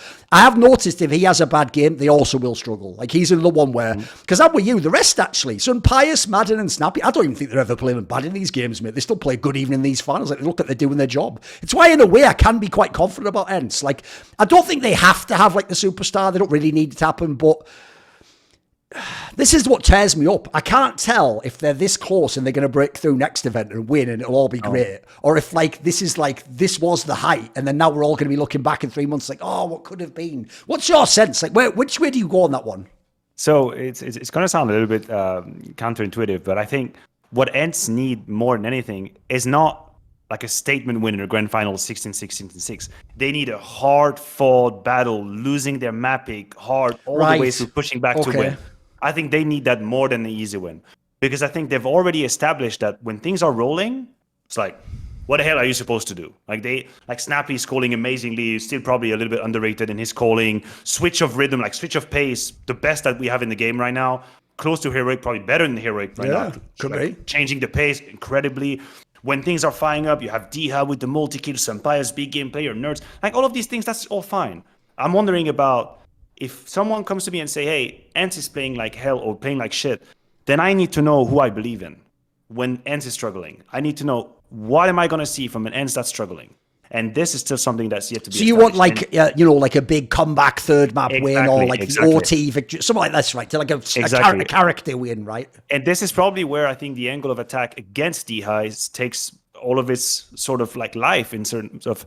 I've seen him take over games, but I feel like whenever the team dips, so does he. Right. And we would need to talk to him. We'd need to talk to his teammates. Maybe we'd get like an internal sort of observation on the whole situation. But I feel like he gets impacted by what's happening in the game. And then when you move on to map number 3, after a weird map number 2, probably a little bit frustrating, then he ends up with 11 kills. And I've seen that happen more than once. So that in itself has to be addressed, and it can't happen, basically. Because a team is never as good as its weakest link in the most horrible moment. And this is how I value a team. And this is why you and I, we're making the distinction with G2 and Vitality. Because I could look at Vitality and G2 losing right now, and I know there's plenty of different assets, plenty of different cards that could pop off, and then we're right back on track. A couple of rounds being won, and then you can feel. For ENCE, we are yet to see that. We've seen them take over games. When things are going well, it's beautiful. We've even seen them in high stake on stake. Like the phase game on Ancient is a good example. Against Vitality, the double overtime against Heroic as well in Gamers8. Like things are really escalating, and they can keep up with the intensity. We know they can do that. The last page is being able to come back from a horrible situation where things are going against you and nothing is working and you're missing all your shots, and then see them come back from this. Because once they do it and they start having an actual feeling, like an intrinsic feeling that they can do it, this is going to be the next level. For as long as they don't have it, they're going to be an easy team to discard in the last match, because you're thinking there are too many scenarios in which things will go to hell and they cannot come back. Yes. And the truth is, at the level that Counter-Strike is right now, it is very unlikely that you're going to play a grand final or a semi-final and things are going to go only well for you. That's just the way the game is. And I need to be able to bet on them when things are going to hell, which I am not quite there yet. And that's what I think they need. I think they need a hard-fought win where they suffer and sweat and it looks like they're going to mess it up and the comeback is against them. And I think this is what they would need more than anything, to prove to themselves that they can do it even when things don't go their way. The way we always say, a team is supposed to win with their B play. Yes, not even exactly. their A game. When you're able to do that, that's it. You're going to start establishing yourself as a title winner and you're going to be out there racking up titles. That's a step that I think is yet to be taken by ENCE. Yeah, as well as the idea, like you said earlier, like they probably are at this point in their own heads about these finals and the big pressure games, because everyone, like, it's not like they're oblivious to the fact they're losing these guys and that they could have won them or that it's an opponent they've beaten before. But the other angle as well to factor in is when you do that enough times, it also gets into your opponent's head. Like if I'm a G2 or a Vitality and I play ENCE tomorrow in a big match, here's what I'm thinking if they win map 1. Just hold in there. If we can just hold in there and somehow get it to a map 3, they're going to give us a chance. There's going to be a moment where it'll go bad for them. They'll start slow. Someone will miss a kill. Someone won't get their weapon. They're going to give us the opportunity, which is, by the way, what happened to all the choke teams in history, the old Astralis, etc. I can tell you those NIP and Virtus.pro guys behind the scenes used to laugh before Astralis overcame that and won and go like, bro, we love playing these guys because we know even if they come out of the gate super hot, can they maintain it? Can they really just 2-0s and 16 to us? Probably not. They're probably going to give us a chance in the game. We're probably going to go to our map and eke out a win. And if we just do, all we have to do is survive, and then they'll just give us a chance to win the game. And that's what they're thinking. And unfortunately, when the opponent knows that, it's like you're saying about winning like a big like statement game. Until you do that, until you sort of go into the fire of like the big game like that, like by the way the G2s and the Vitalities had in this tournament run, until you have that, you're not really going to truly win their respect. Like they'll say you're one of the best teams too, but they also know in the back of their mind like, we're supposed to beat you. No matter what the rankings say, no matter what your semi-final, we're supposed to win this one. So that is a concern for me, but it's understandable though. Remember, ENCE wasn't even supposed to be in this position. No. There's another factor I'll throw in is I actually think the reason why it's very interesting, I'll say the next 3 to 6 months for ENCE, is because finally they have a true window to keep these 5 players and at least go for this Maniac. Because this is actually a mega positive for them. Is that if you look at the other teams, the 3 orgs most likely to steal their players, if you wanted to take a Snappy, a Nerds, a Sunpires, would be Vitality, G2, and FaZe, just based on like the international rosters, the draw of the thing, the salary. None of these teams, in theory, are going to take those players right now. G2 and Vitality are sticking, so they're already set. FaZe doesn't look like they want to make a swap, and especially not do a gamble. So right now, you're at least going to get a crack at it. You're at least going to get to actually play the tournaments, because the bomber obviously would be to have what happened with Spinks, which is like if Nuts does get it together, then it's like, well, bon voyage, it was nice seeing you. Hope we can find the next one, because that can't last forever. So to me, they do have a window for this finally. Like, I don't think if I look at it, there's a reason why one of their players should be taken now, etc. And that the reason why this is big is, look, I won't oversell it. This isn't like 3 years ago. ENCE isn't really paying pennies. Like, as far as I know as well, as the team's gotten better over the last couple of years, they've used the sticker money, etc. to like pump the salaries up, and they've got like way more competitive salaries. But they, to some degree, I have to give them credit in the sense that they are like a Heroic when Heroic first hit the top. These were the teams working on a way smaller budget. It's not just the players you can even get. It's even the players you have, you're paying a smaller salary. If people don't know, back in 2020, when that Heroic team first hit #1 online, I think off the top of my head, when I'd looked into it, they were paying like 7.5k a month salary or something. This is when FaZe used to pay 25k to come like 4 places below in the tournament, you know, like if you can do that on a budget, that is incredible. So to me, this is your window right now. If you do this right, you can actually, you don't have to even be #1 and win all the titles. You just have to win some titles. If you can just win this one and then you lose that one, you win the next one, you lose a semi here, but you win a final. Like, basically, if you can be a true contender for the next major, I know it's a long time away now, which is unfortunate, but I know. if you can be in that position, then this could be a really special project. Because I do think, like I said, to come all the way back to the beginning, on the upside, mate, the way they actually play the game, though, is mesmerising, mate. This is why I get why people are making the argument. I'd probably have to side with them myself. Maybe Snappy just is the best IGL, mate. I gave the same props to Cadian when Heroic was at their absolute best. Like, you can tell this isn't just people shooting people. There's real thought behind this, and the way they play off. I also think another thing like Heroic that I've got to give props, the way they play with each other, it's so impressive. Like, these people don't understand, when you have big name players, it's tough to get them to actually play like proper Counter-Strike. A lot of them are in their own little world of how am I going to get my kill, or what are you going to do to get me into this position. Yep. The way this team plays is beautiful. Like, you can tell this is a team where you would love to play in a squad like this, mate. No, I agree with you. And I think Heroic and ENCE have so many similarities in sense of having an identity and a philosophy and sticking to it and just buying into it. And this is the Counter-Strike that we play. And it doesn't matter if it requires me to sacrifice myself for this round. This is what we need to do, and it's going to work out. That's the pluses. The minuses, unfortunately, is that when you put them and you compare them to the likes of G2 or Vitality, is that for these teams, you have at times players who just take over the round. I'm not talking about a game. I'm talking about a round. And in a moment where the blueprint, the plan of the map is just not navigating you to the win. It's just not going to happen. You can't anymore. Whatever it is that you wanted to do, it just doesn't work anymore. You're going to need someone to have an individual move that's going to make a difference. And this is where big teams like G2 and Vitality maybe have a deeper, I guess, gear that they can activate in terms of individual. I also wanted to say, I think it's a good argument you're making about whether or not this team is going to stick together, because currently they might be safe. But I'm going to make a point. I'm going to have to take that this security isn't going to last too long. Okay.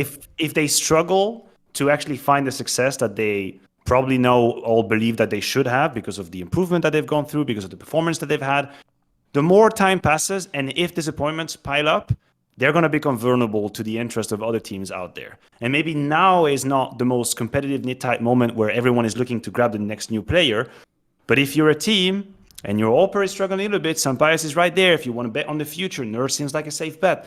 I don't think any of them would answer the call of FaZe today. I don't think they would. But if we fast forward in 6 months, and what we're talking about has happened 5 more times. If they don't win the titles, yes. And they start themselves doubting that they are going to take that next step, then I think it's going to get real dangerous. So I think they're safe right now as a team. And I really hope that all of these players are still fully buying into the system and really committed towards each other, and they're going to try to together make that step. That's the romantic in me that hopes that happens. But if it doesn't, man, the Sharks are going to come circling in. Yes. And you have a Brokey that is starting to be a little bit fading in phase. We don't really know what's going to happen. Hey, is maybe Rain? Should we look for a replacement right now? Hey, these are the players that people are going to come knocking at the door of. Like, Flames was snatched by Vitality. There's other players out there. Nurse, Sampires, I think. If you have an unlimited checkbook, maybe that's where you're going for the future. Yeah, that's also the other thing I would say that is how you know that this isn't a team ENCE that's loaded with like superstar talents. Is This is why like Heroic to me they're so legit. Every time they win a map, it's like I know I can download that demo and it's going to make perfect sense how they won. They might have the odd round where someone won a 1v2 or got a flocky kill, but like what is like their imprint is going to make sense. The way they actually like trade is going to make sense. The utility user. The difference is when I look at G2, the reason why everyone wonders how can they win events and you love Nico, but then you think G2's not that good because people like Nico and m0NESY just steal your maps every now and then. Like the amount of times I've seen G2 just like win on like some bullshit like Anubis, and it's like I don't even think they know how to play that map that well, mate. But when you have players like this, they can just rob a map for you out of nowhere. Teams like ENCE aren't doing that. They're not like tripping over and winning a map accidentally. Like that's not even in their playbook, as it were. So let's talk about G2 then. This is the other one I want to talk about because let's be real. There is a very real world, like you said, where G2 is the one in the final. It's a rematch of Cologne. That would have been the final. Like there was a point in that Mirage game. I mean, they had a really nice first half, and then they were just, mate. This is actually one where if I was like a fan of Huxley, I would be really tortured by this particular end of the game, mate, because we're in so many winning positions. Like, it's not just like on the scoreboard as well, mate. Because like I said, T-side on Mirage still can be more tricky than people realise. Like, I'm sick of people, I'm not trying to make my own Zonix law, but I am sick of people seeing the scoreboard get to like 12 or 13 rounds and acting like you've won already. It's like, mate, you have not won already. You have got like a couple of real rounds of Counter-Strike to win, or have like a player just do some insane shit before you've actually closed this game. And the most dangerous is when you're right at the finish line and you, as Virtus.pro, when we'll get to them later, you might think you've won, you haven't yet. So, but the difference is, even in game scenarios, dude, how many times did they get an opener on T-side of Mirage? How many times did they kill ZywOo and have like, by the way, when someone like ZywOo is the best player in the world, if you have him dead and his team's on CT side, that's supposed to be a round conversion right there. Like, you're not going to get many chances like that. Like, they had a bunch of scenarios where you would, if you pause the game, and I'll show you how many, the numbers advantage for them, like, even sometimes so the buys were dodgy from the teams. You would think, like, they surely get this done. So I have to say, some of this I look at in this match against Vitality.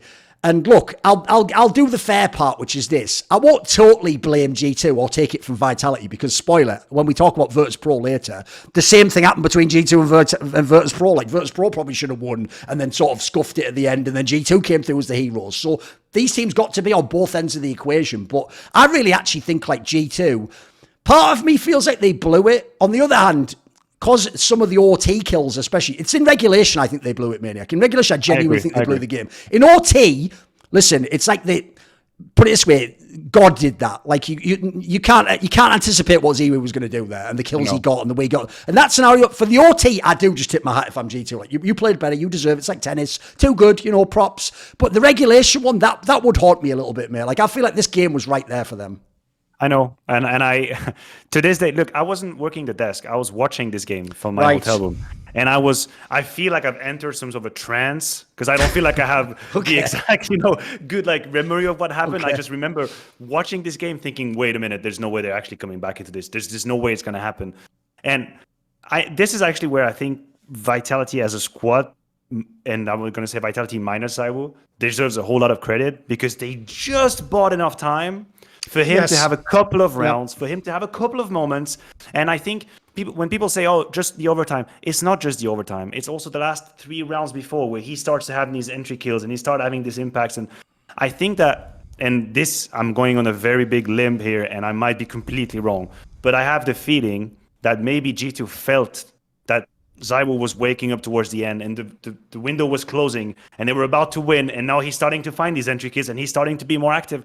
When you're a player, you sense that in a game. Yeah, for like sure. I have played against Simple. Like, I know what it is when the guy against you just gets in the zone and every round you're just like, holy shit, like, what did he just push ramp? What, is he underground? I think they started to realize that this was happening and he was coming in live, and I think they should have just nipped it in the bud immediately, just winning over in regulation. This was the moment. Just close it in regulation. As soon as you go to overtime, the whole story just changed. Because Vitality had just survived an incredible position, came back, stabilized. I was catching on fire. He's doing it. I could see it happen. I thought the overtime was done already. But what I still struggle to understand is how they were not able to convert after having these 4 rounds won in a row on the T side, middle of the half. Middle of the half, second part of the map, they have 4 rounds in a row that they win. And the rounds that they win are clean as hell. We're talking peak G2. Yes. This is where I am just face palming myself watching ZywOo die to. As I said earlier in this podcast, I don't even think he some of their takes were excellent. Yeah. Like I'll give props. I don't know if it's Huxley making the call, but the B takes of G2 were very impressive. Absolutely. Jesus Christ. They had such a rhythm, and like they knew when to call the bluff of Vitality and go straight for that B split. They just took the space towards short. Nico was fighting, Hunter was fighting from short, finding kills. And I'm watching it and I'm like, oh my God, this is it. Like we're not gonna stop these G2. They've entered the zone where the calls are correct, the entries are correct, the utility is perfect, the pacing is I don't even know what Vitality did to come back into this. And it's like my brain just kind of vanished this moment of the game. And just I opened my eyes and suddenly we were in overtime. And I'm like, oh, wait a minute. We actually survived this? We actually did? Because G2 had everything they needed. So was it the case of them at the time maybe feeling just a little bit like it was done already? Because again, we're talking about winning 5 rounds out of 6 halfway through the second half, which means a broken CT economy. It's a dream scenario. You've checkmate the defense in 3 different gun rounds. They've rebought again. You check them again. You stop the AWP trying to peek you. You beat that again. They've done everything they needed to win, and it was just this last step. Yeah, a couple of things on that. One thing I would say is this is why I said after the Cologne one, dude, I actually think Nico might be in his prime now, as ridiculous as it sounds. Like his level's just impossible. Like he's just gotten too consistently good. I actually feel so bad for him with the way this series ended. He played a great series. He even played a great third map. Like he did everything you could ask for. The player that actually let me down was m0NESY at the end of that particular game. But this is where I will put this in context in lieu of our discussion earlier about ZywOo. Guys, m0NESY has played for real. Remember, his first big LAN was Katowice last year. That's in like the latter part of February of last year. That means this guy hasn't even done a year and a half of like proper big LAN tournaments. And we are telling him basically, forget the ZywOo thing where he had a few years. You're just supposed to also now just win all the games. Like take over pro, just to dominate the game. Like sadly, unfortunately, this is where, again, expectation-wise, his expectations aren't the same as Nico and G2 overall. Like, he's still tracking as a great player. And obviously, he's very good in other matches. But this was a match where he didn't really do a lot for me at the end of this game. He did go a bit missing. And that does sometimes happen. It's one of the reasons why in that team, I don't just make it only unfair on one angle. It's not just like, look, Huxley, you got all these star players, you idiot. Just let them kill everyone. No, because someone like m0NESY, to me, needs some direction, clearly. Like, he didn't just come out the womb just knowing what to do in every scenario. He's got the skill set out of the womb, seemingly. He's a prodigy as far as I can tell. But this is where Cassad, I thought, did a really interesting analytical aspect. Cassad came up with this concept that when we're talking about, like, we all do this, we tend to mistake, because it is what generates the stats, like skill for how good you are at Counter-Strike. And those aren't totally the same thing. Like, basically, Cassad thinks when someone comes along like this, who has, like, absurd aim, you should just say they're sharp. You shouldn't say they're really good at Counter-Strike, because essentially, they do lack all the things that, like, a veteran has. Like, the obvious example would be, like, it might sound cliched, but someone like NBK has absolutely forgotten more about Counter-Strike than m0NESY has ever known. Like, because NBK's played for like 15 years. Like, it doesn't matter he can't do what m0NESY can do. His understanding of what to do in a scenario, what to do with a CT setup when it doesn't work, how to support someone, it's on another level. Whereas m0NESY, it's a little bit more sort of limited at the moment. He's got it's a little bit more one-dimensional. He's fabulous in certain ways, but then we all make the mistake of thinking that means he should be a complete player. He should have everything in his arsenal. And if you notice, a topic we're getting into here with m0NESY and ZywOo is when players are younger in their career, probably the hardest thing to overcome is when you're not having a good game. Because in that scenario, what do you do? Do you do what you always do? Well, maybe that just keeps going as a bad game. Do you, like I said about the Nico example, do you sometimes try and do more? Do you try and say, right, this game's getting away from me? Because I'll tell you what, sometimes that's the game that makes you look the silliest, is when you try all these crazy pushes and plays, and I've seen Kindar do this many times. I know he's trying to win the game, guys. He's not actually being an idiot feeding. He's thinking, it's not working for me, so I've got to try something. The problem is that looks the worst when it doesn't work. On the other hand, if you do nothing and you're very passive, you might get away with not getting blamed, but your team at least is going to go like, come on, mate, like, you could have done something here, or what were you doing this deal? So I feel like the m0NESY question's one that is, people have done this thing where, because they call him the baby goat, we're putting too much expectation on this guy too, mate. We're making it like he has to today be simple. And it's like, he is very young in his career, mate. And also he's playing an international team. He's a Russian player. I give this guy a lot of leeway. Like, I don't blame him for these ones, but I do think he went missing in this one. Yeah, I'm right there with you. I think what you mentioned is like, how to handle yourself when you're not having a good game, and also it's a semi-final or a grand final of an event, and you are very aware of the consequences of you having a bad play. I think one of the final steps of being a complete superstar is being able to retain lucidity in moments where you feel like the game is getting away from you. And so many players either go in fight or flight mode. They either play over passive or they play over aggressive, so they don't have to deal with that pressure.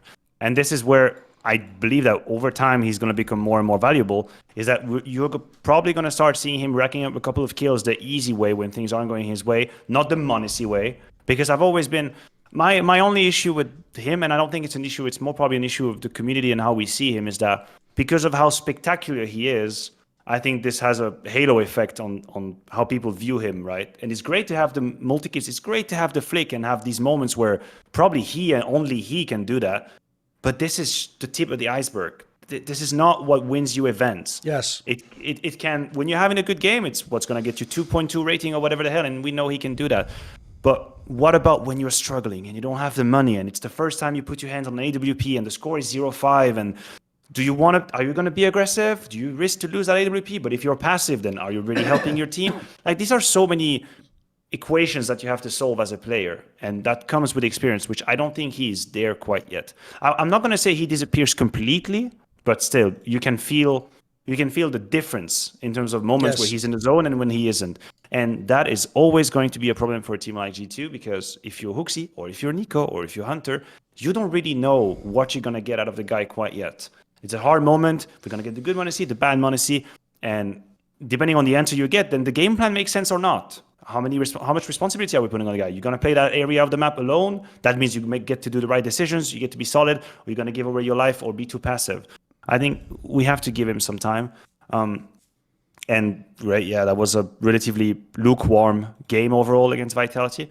Also someone that is apparently immune to criticism as well. JKS was far away from his Katowice JKS grand final performance, because honestly, even before the grand final, I played the devil's advocate. You know, people were telling me, hey, ZywOo always sucks in last game. And I put the 4 last stats of the grand finals of G2 to show that Nico was never at the top or whatever. I just played a little bit around. Matter of fact, JKS was always there with Hunter. Like, he was always bringing the level of the team up. Right? Absolutely. Previous grand finals, he was always up there. Probably unsung hero. Definitely a candidate for MVP in Katowice, although Hunter got it. Well, this was far from being a MVP performance. I mean, he was on the CT side, is supposed to be referred as one of the strongest, most solid players that you have. None of that. I mean, it was 11 kills total. No, 6 kills total on the CT side on the entire map on Mirage. That in itself is an issue. Vitality is not supposed to have such great time when challenging him in his positions. So yeah, he also under-delivered. I think it's only fair that we mention it, because I'll be the first one to give him the props, but then we're being hypocrite if we don't mention this as in itself a little bit of a failure individually. Yes. Right, let's do it. I've referred to it earlier, but I do want to actually talk about, we're going in order here, about the match that happened with Virtus.pro and G2. Now, I will say, this is where you know it's been way too long since Virtus.pro was in the big tournaments and had the big finishes. I don't think people are aware, Maniac. People keep forgetting. Kicker isn't actually in this lineup, guys. Like, it's a bit like the Boston and Cloud9 thing. Like, they're just standing in. I know they are the classic players that used to be in the team, but, like, they're not actually current active players. So, first of all, on that grounds, I will just immediately say, blanket props to Virtus.pro. I think they actually played a very good tournament. They could have been in the semis. Who even knows at that point in time? I mean, they've actually always been a team that, funnily enough, these big dogs like the G2s and Vitality, it can be tough to face up. And this is exactly the team you don't want to play. This is the bird that goes in the engine and ruins your little plane and you have to crash land. Like that, in that sense, great performance in general. But if I actually look at the particulars of how the end of this game went, like the joke is, this is like they were trying to give G2 their character moment, Maniac, to make them believe that they can win the tournament. Because, mate, this game on Vertigo at the end of this decider was so close to 1, it is ridiculous. And I can't believe the way VP gave this away. Like, on the one hand, props to G2, they definitely made some winning plays and people had some big moments. But, like, first and foremost, before we even get into, like, decisions in the game, mate, normally one thing I have massive respect for with VP is because they're going to have these crazy slap down, crazy, like, war of attrition fights. Normally, they're pretty good at knowing when to save James Orp, when to do the buy. Some of these buys on CT side at the end of this game were criminal, mate. Like, they didn't even give them a chance. Like, they had a bunch of rounds where they had, like, 3 FAMAS. They had rounds where they had pistols. Like, there was some here where it's like, I get that you on the scoreboard, you think you're in good position, but mate, you weren't at 15. You were at like 10 or 12 or something. Like, I don't know what this is like. I mean, people on the cast were trying to comment like, did Flame just like force buy too early or something? In general, if you look at their buying strategy, they just force bought the whole way down till they lost every round. Like, this was really underwhelming to me. I don't know. To me, that feels really uncharacteristic. I feel like this is the team normally that would do like the double save or do like, you do like just like a scout on someone, or when they were doing like armor and MP9 buys. It's not the last round. Like, I'm really shocked as to why they took this. Like, because here's the thing. In the buy, you're actually being awfully aggressive there for me. What did you think of the way this game went? Like, I was kind of shocked, bro. I thought, like, they're sending G2 home here, mate. Yeah, I'm with you. I had two ways to look at it. I had two angles to it. One, and I think they fell victim to it, is the sort of sunk cost fallacy where you feel like you're close to breaking and you're close to winning that round. And you're in that semi-final and you're very close to beating G2 and you can see there is a way, and then you just get baited into buying more.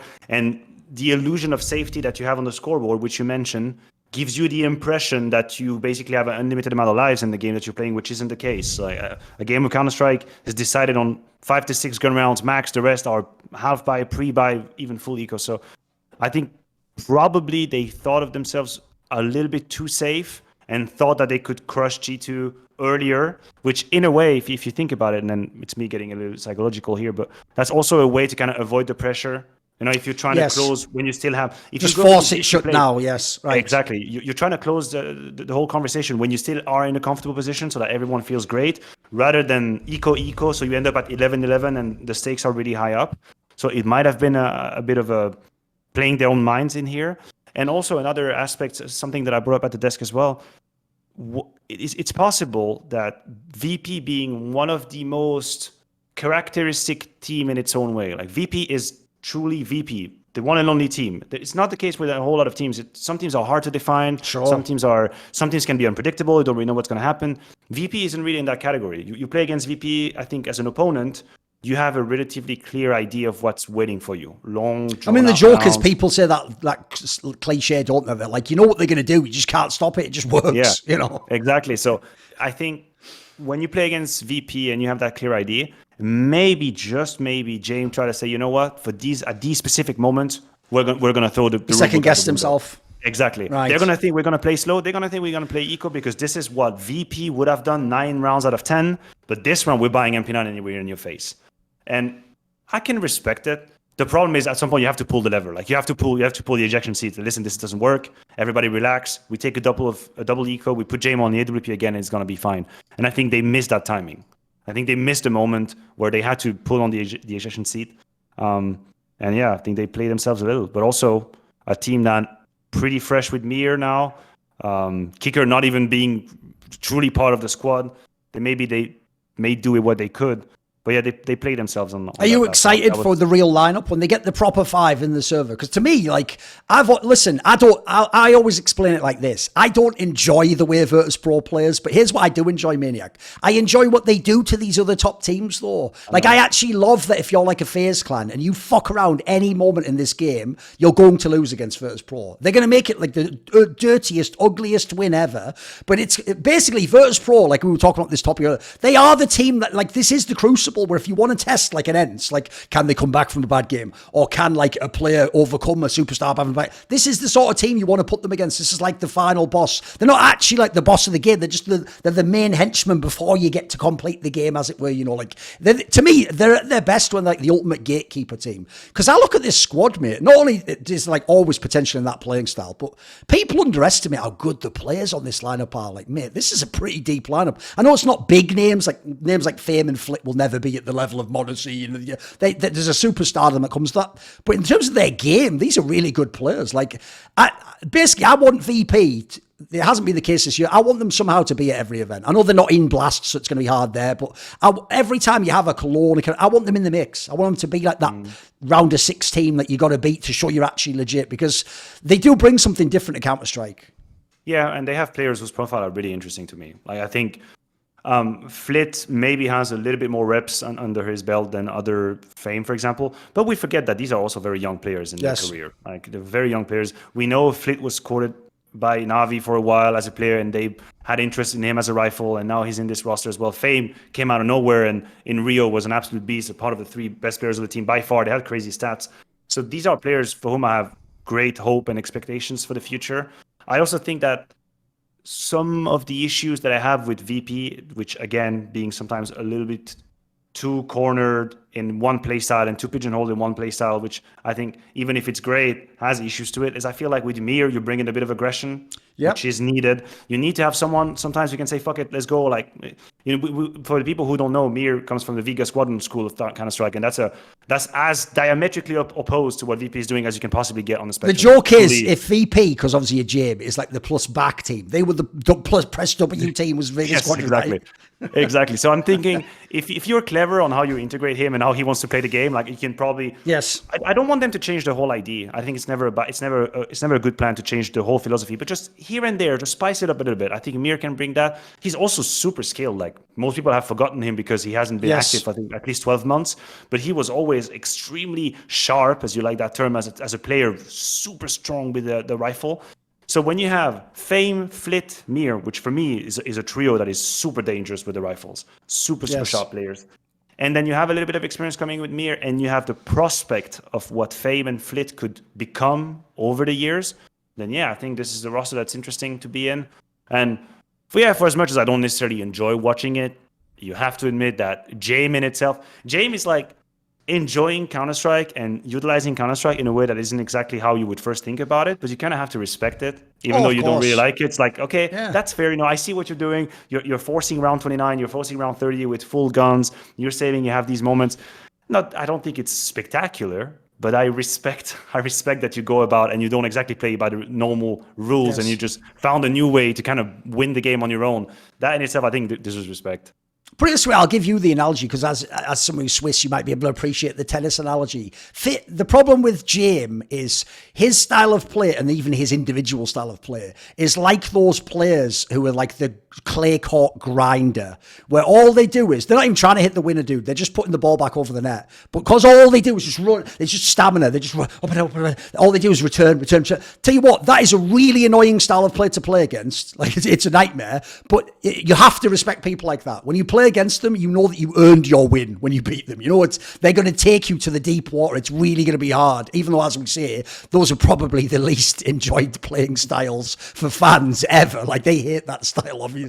But yeah, I get it. I get what you mean on the Mir angle, though, because to be fair, this is why, if you remember, I mean, it sounds like a million years ago, but remember early this year, there was that whole thing where they brought in the Chiron guy, and we thought it was going to be like that with him. What they're looking for, as far as I can tell, basically, like you say, is some like unbridled aggression, because that is what they lost when they lost to Yekindar.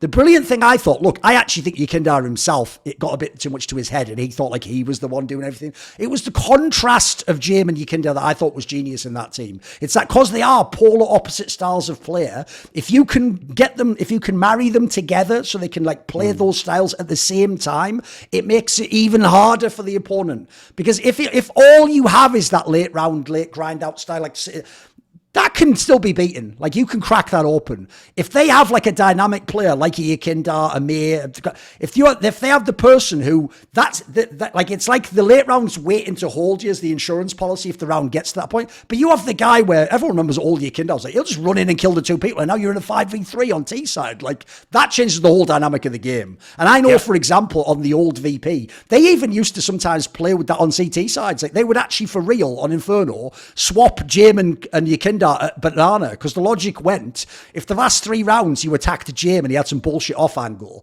well, then you're going to like super bomb rush him with a flash. But then suddenly that's when like Yekindar peaks as you flash, and you've got that like moment where you like hold in the flash and he peaks out, and then he just kills 3 in a row and you're like, fuck. Well, that's the nightmare. Imagine being the T-side caller trying to figure out which is it. Like, am I gambling that it's Jame, or is it like that dynamic? You can do a lot with that. And so to me, that's why to me there is a real potential to this squad. They have to play off of it, because once again, people believe, and I believe, that VP is very predictable, but you can use that to your advantage. If they're so sure about what you're gonna do, then here's right there for you. You have the trap all set. You can put Mir in terms of Jame in a couple of moments. I also think that whenever VP can stress you out a little bit in the early round. It makes their late round strong. Yes. And that's what they need. VP is a team sub 20 seconds. This is when they've all gotten all of their success. So you cannot just sit back and wait and let your opponents execute on you with goddamn 4 Molotovs and 3 smokes and 8 flashes at 20 seconds, because the teams nowadays in Counter-Strike have executes that are way too refined. But what if you had someone just be a little bit out there and forcing the trade and forcing pressure, forcing your opponents to use a little bit, maybe lose a member, lose a couple of flashes, have to extinguish a molly, whatever it is. You're weakening the end of the round. And this is where you strike, because if you're Jame with an AWP, you want dry people to come at you. You want them to have a flash or 2 max, maybe a couple of smokes, that's it. This is where you have your impact. If you have just given them free access to all the real estate on the map, but they haven't had to use any of it, they're about to execute on you, you're done. That's it. You're not surviving that. Also, Jame isn't necessarily a disruptive type of oper. He's more a punitive type of oper, where if there's a flash that's missing, if an angle that's not clear accurately, boom, he's gonna get you. Very safe, very stable. So the drier the team gets into the bomb site, the better it is for him. And for that to happen, you need someone who's ready to get stuck in a little bit early on and have these counter trades. And I think this is where Mir comes into play. And also people like Fleet, for example, who likes to get also stuck in and doesn't feel like multi-kill situations. So these, like you said, it's the marriage of flavor with them and Jame. They need to do their part of the job so that Jame can be put in these positions late round and close it Jame style. And by the way, if people look at Jame as a player, right, I always say this, right? One of the things that is so crazy if you're a dominant AWPer is the reason why the gun itself in a way is OP. It's not, because here's the thing, if it was actually OP, you would use 2 of them more on sides and stuff like that. You know, it's not totally that it's OP. It's OP in certain regards. But one of the ways that it is OP compared to a rifle, and you can go look at the careers of the Nikos of the world and see this, is just imagine a standard duel between 2 players. If you have a rifle, odds are you're at least hitting a bullet on me, even if I kill you, so you're doing some damage. The problem with the AWP is, because I can just kill you and take no damage, the differential of what it can do to the game, sort of the plus-minus effect, can be huge. And even though Jame is misleading in the sense that he's not the guy getting the absurd amount of kills, guys, I guarantee, go look this up and you will be shocked. The amount of deaths per round that Jame has is impossible. It is impossible. He will have tournaments, like this happened at this tournament now. At Gamers8, he had 0.48 deaths per round, but he still had 0.77 kills per round. Like, that's almost impossible efficiency with an AWP. Like, if you do that, like, I might not like your style of play, but I've got to respect it, mate. You're making it work. Like, and here's the difference. When I blame Cadian for being the agile, like, oh, he's trying to be the hero or whatever, Jame isn't. Like, it's not, we're not even putting him forwards as the star of the team, but the flaw of what he brings to the team, there's a reason why they're always in these games. Like, this isn't a guy ever throwing that AWP away. He's never put himself in a stupid scenario. I certainly don't think he could be like the star and do this, but now that he's got his other talents, he's got Flit, he's got Flame, he's maybe making, suddenly this works. This style can work. The only time I ever hated on Jame was when it was a Vanguard and there was no Yekindar, and that was when they had Buster and Kicker and Sanji, like, and a Dret. Mate, that was a whack liner. And that one, he needed to be ZywOo to win those games. Now, he actually has the team where, like, the personnel can justify his style of play. And I'll tell you what, that style of play is a nightmare to play against. Like, here's another thing people don't think about. As the T-side caller, when you go against Virtus.pro, you're never going to face as many AWPs as this guy has, because he's never dying. And even when you do, they save the AWP. Like, the people say, who are pros, who've talked to me about this, they say the worst thing about Jame is they can even be on a save, but you know if they save the AWP, he's going to have the AWP in his spot. It's like he never doesn't have the AWP, you feel like. And that totally changes your headspace of how you think you can attack the spot. Like, again, like we were talking about with some of those other teams, sometimes when you're facing a ZywOo, what you're waiting for is when you know, like, right, we got him, we killed him, he doesn't have the AWP for this round, so now this round becomes way easier for us to do and execute. And you never get that vibe with Jim. You can never tell if he's going to have the gun or not. I've even seen him for real just glass cannon it and, like, just say fuck it and just have it there. And I tell you what, the amount of times on paper you go, this shouldn't work if you're in the green room, it works.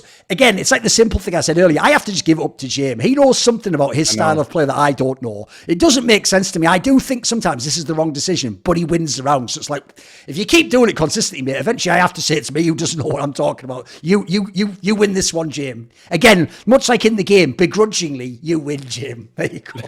Not outright, but just begrudgingly at the end, you win. That's as is fitting, entirely fitting. God. Right, I think the one last team we talk about now is Heroic.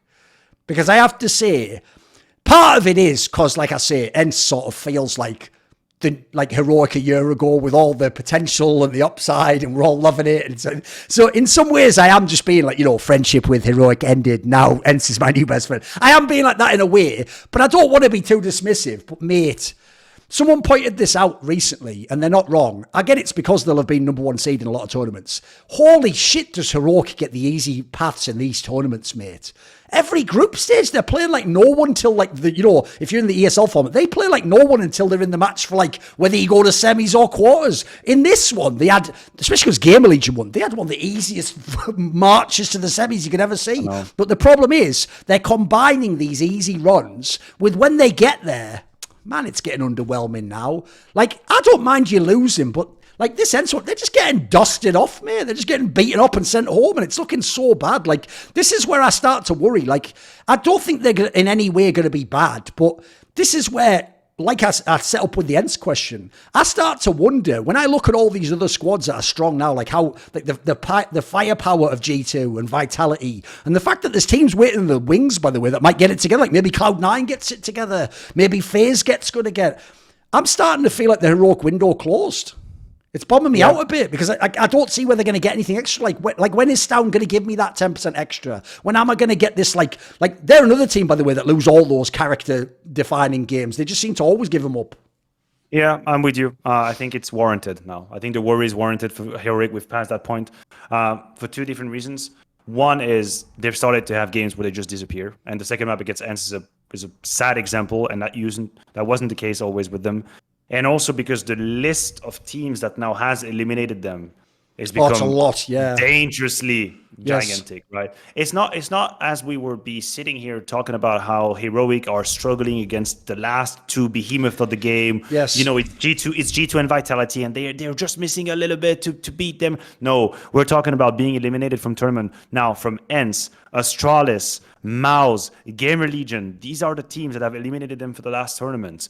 There's a long list, and they're never safe against anybody at that point in time, and that really worries me. And I'm even gonna double down. You know, the Washington victory that they get over Vitality, the whole spiel that they had around the whole event, where they said themselves, well, they were playing into the meme about losing. Yeah, exactly. Right, I see what you mean. We're gonna lose now. Yeah. That's it. It's playoff. It's time to lose, and then it seemed like it worked. And on short term, it's great. I feel like now it undermines my hope that I have in the future. Because if you really just memed your way to a W, you're not going to do that the whole time. It's not always going to happen. And now we're right back where we were before that Washington, which is, it feels like they themselves are doubting the fact that they can do it. And I think it hurts even more once you go back to that state, right? If you think about the trajectory. Oh, for sure. Struggling, yes. And then epiphany, or a hypothetical breakthrough or whatever. Yeah, you're supposed to overcome it. Yeah. Breakthrough, you have this huge grand final against Vitality, you make a fool out of ZywOo in map 3, it's amazing, boom, everything's coming together, you're the best team in the world in the ranking, it's it. And then right back to where we started. Lost to whatever teams that you should never lose against. ENCE obviously not in that category, but m0NESY lost, Astralis lost as well. Yeah, it's terrible. Important tournament. That in itself is super hurtful mentally, super hurtful emotionally, because we know that sort of the psychological terrain that there is between Heroic and Astralis as well. That speaks volume to me. And now I'm wondering, what's the temperature check for them? Like, what's the temperature check between the team? How are they feeling about it? And for as much as I've always respected their team philosophy and how they do it the Heroic way, whether it works or not, and this is our way, this is our identity, I really think they're a great example to follow for that as a team. If people start to doubt what's happening, it's going to fall apart. It is going to fall apart really big. And I wouldn't be surprised if we saw a roster change soon from Heroic. I think if I were in their position, what would give me the hope that we're going to once again go back to winning finals? Why after being on the top and then losing it, why would we go back to there? And that, I think, is something that worries me a little bit. And, you know, I made the joke on the desk that, you know, like Dupree is probably waiting for a call right now. I think they might benefit from someone with a little bit more experience in there. Someone with a little bit more experience just to help them like handle these moments and have a little bit more calmness. I thought, you know, the greatest differential that I saw against ENCE is how ENCE were outmaneuvering them in tense scenario. Like how ENCE were able to calm themselves and have the right call in a 3v3 and show down to earth reasoning and how to play the clutch, whereas Heroic were a little bit all over the place, and I thought they were more tense, they were more stressed, and they're supposed to have the experience of the ENCE. They've been there more than the ENCE. They've been at the top for a longer time now. They've been together for a longer time now. They are supposed to be the one handling these situations the better way, being more calm, being more lucid, and I didn't see that.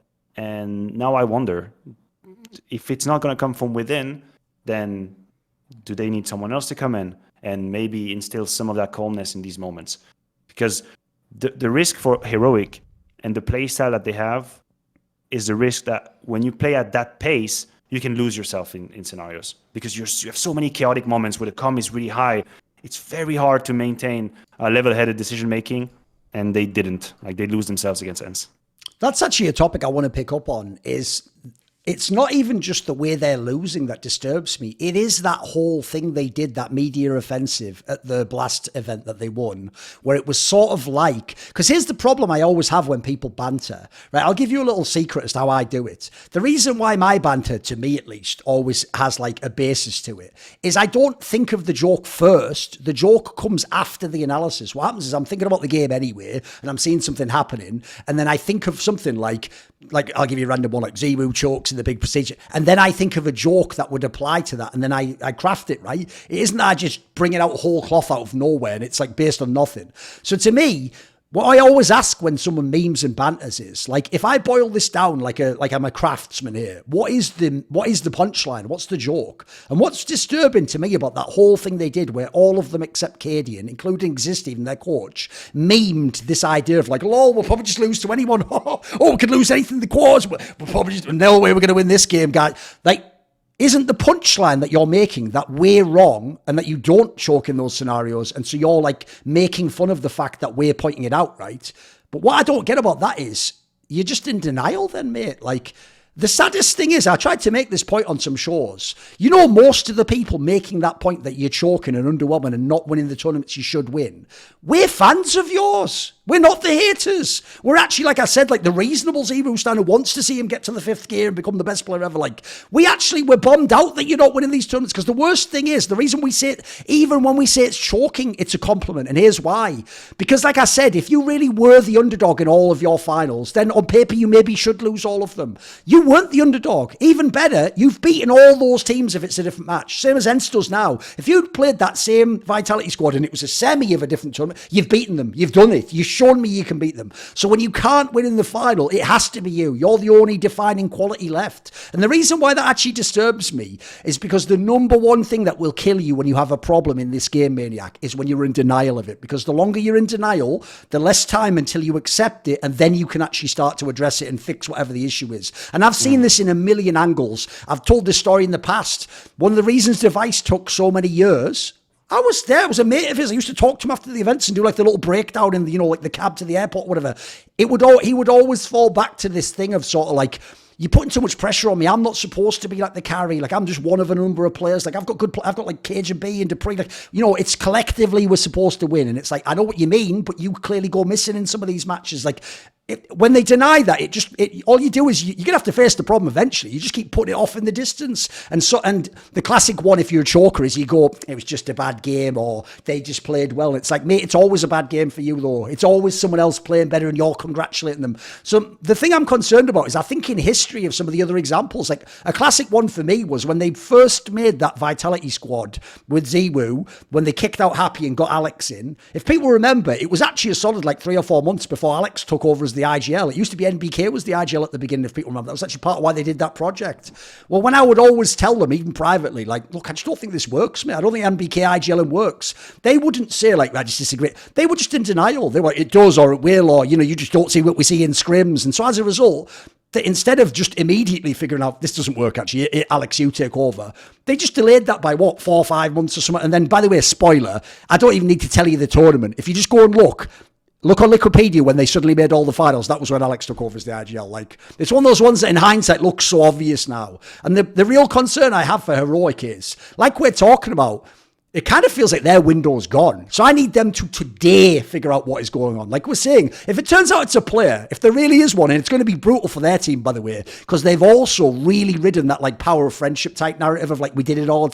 They're not doing it like Vitality, where they can ruthlessly say, look, even though we just won the blasting of the others, sorry, Tess, I'm picking a random player, or Shush or someone, listen, you were a really good player. We loved having you here, but we're going to replace you tomorrow, and we're going to do this like gamble that we're going to get to the top again. They also don't seem like attitude-wise, that's like something they're really willing to consider. And my concern is that this is eventually going to be a bell curve. You had the rise, you had the nice middle period, and it's just taped. And unfortunately, we're on sort of the downslope.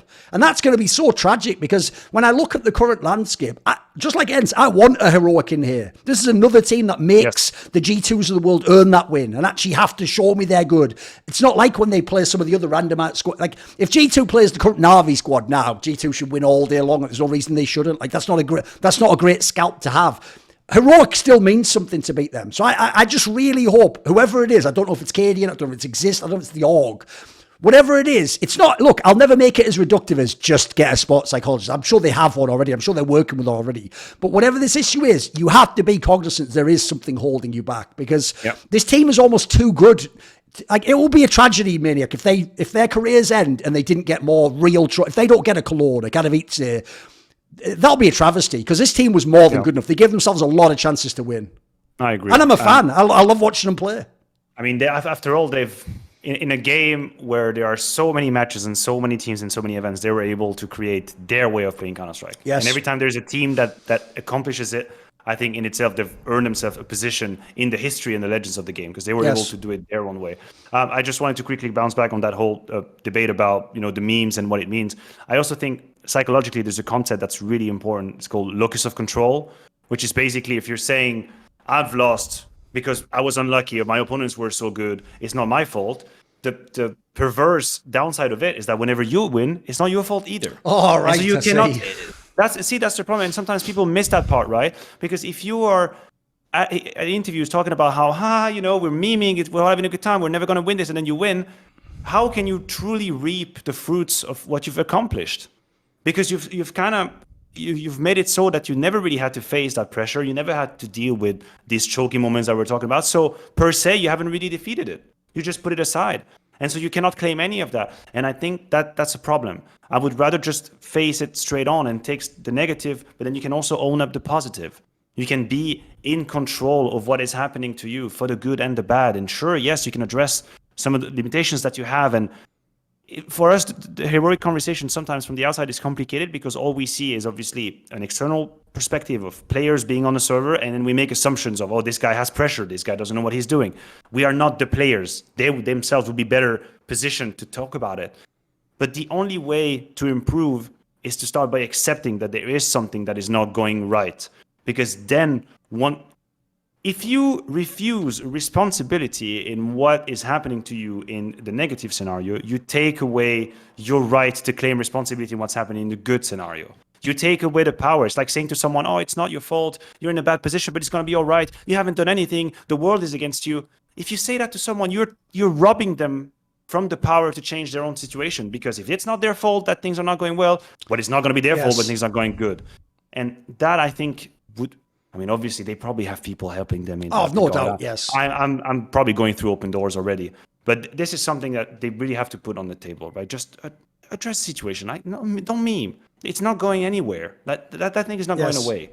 And we know you have the Counter-Strike for it. You've proven that you have the Counter-Strike for it. It's not a problem of quality of game. No one is discussing the quality. It's there.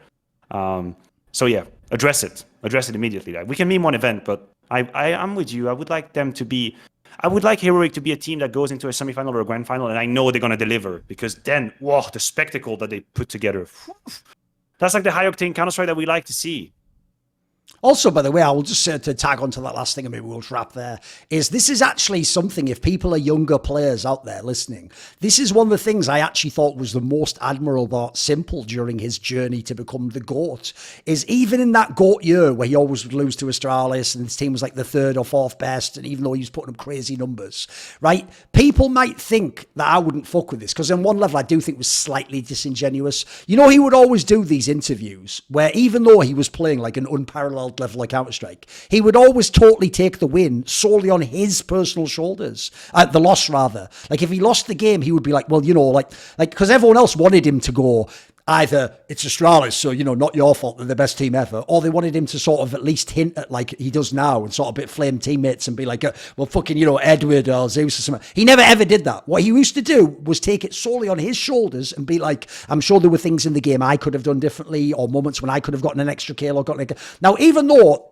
and on one level I don't like that, because it's like, I know what you mean, but like, some of those were the bigger factor why you didn't win. But what you're talking about, as a way to psychologically retain control of the situation, it's perfect. Because what Simple did in that scenario was realize, rather than waste all this energy now, essentially bitching out Edward because he had a bad game, or just going, why God, why did I exist when Astralis did? Instead of doing that, which makes you actually a powerless victim, he actually was sort of saying, is there anything more I could do? Like, is there even like a 0.1% I could grind out of my game more that would let me win next time? And not only one, does that actually always make you feel like you've got something you can do in the match, which is an empowering feeling, but also, quite frankly, I even argue personally, I think the same thing in my opinion with Carrigan as an IGL and Simple as a player. I actually think we should be grateful it took them so many years to win the biggest accolades, because if they'd have won in year one, did they ever get to this level? Did they keep... I don't know if they do. In some ways, even though it was torturous for them, it's actually more beautiful that they had to go through so many crazy jumping through hoops and leveling up, that by the time they got there, the finished product was unbelievable as a result, because these guys really did go back and act like a 9 out of 10 performance wasn't good enough and they had to be a 10 out of 10. But you see what the end result can be, though. Like,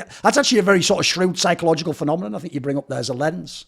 Mm-hmm. Yeah, definitely. And honestly, like, for people watching the podcast, you guys have to realize this is not just for Counter-Strike. Like, it's a life hack. Yes. Like, it is a life hack to being able to consider you as the main actor and sole responsible person for what is happening to you in your life, for the good and the bad. And I think we all, and I speak from experience as well, we all like to sometimes look for external reasons why failure is upon us, and, you know, how unlucky we were and the circumstances around us, and whatever. What we are effectively doing is robbing us from the chance to change it. So even though it can hurt at times, taking ownership of whatever is happening to you also means retaining power and control over whatever your life is. And that in itself is invaluable.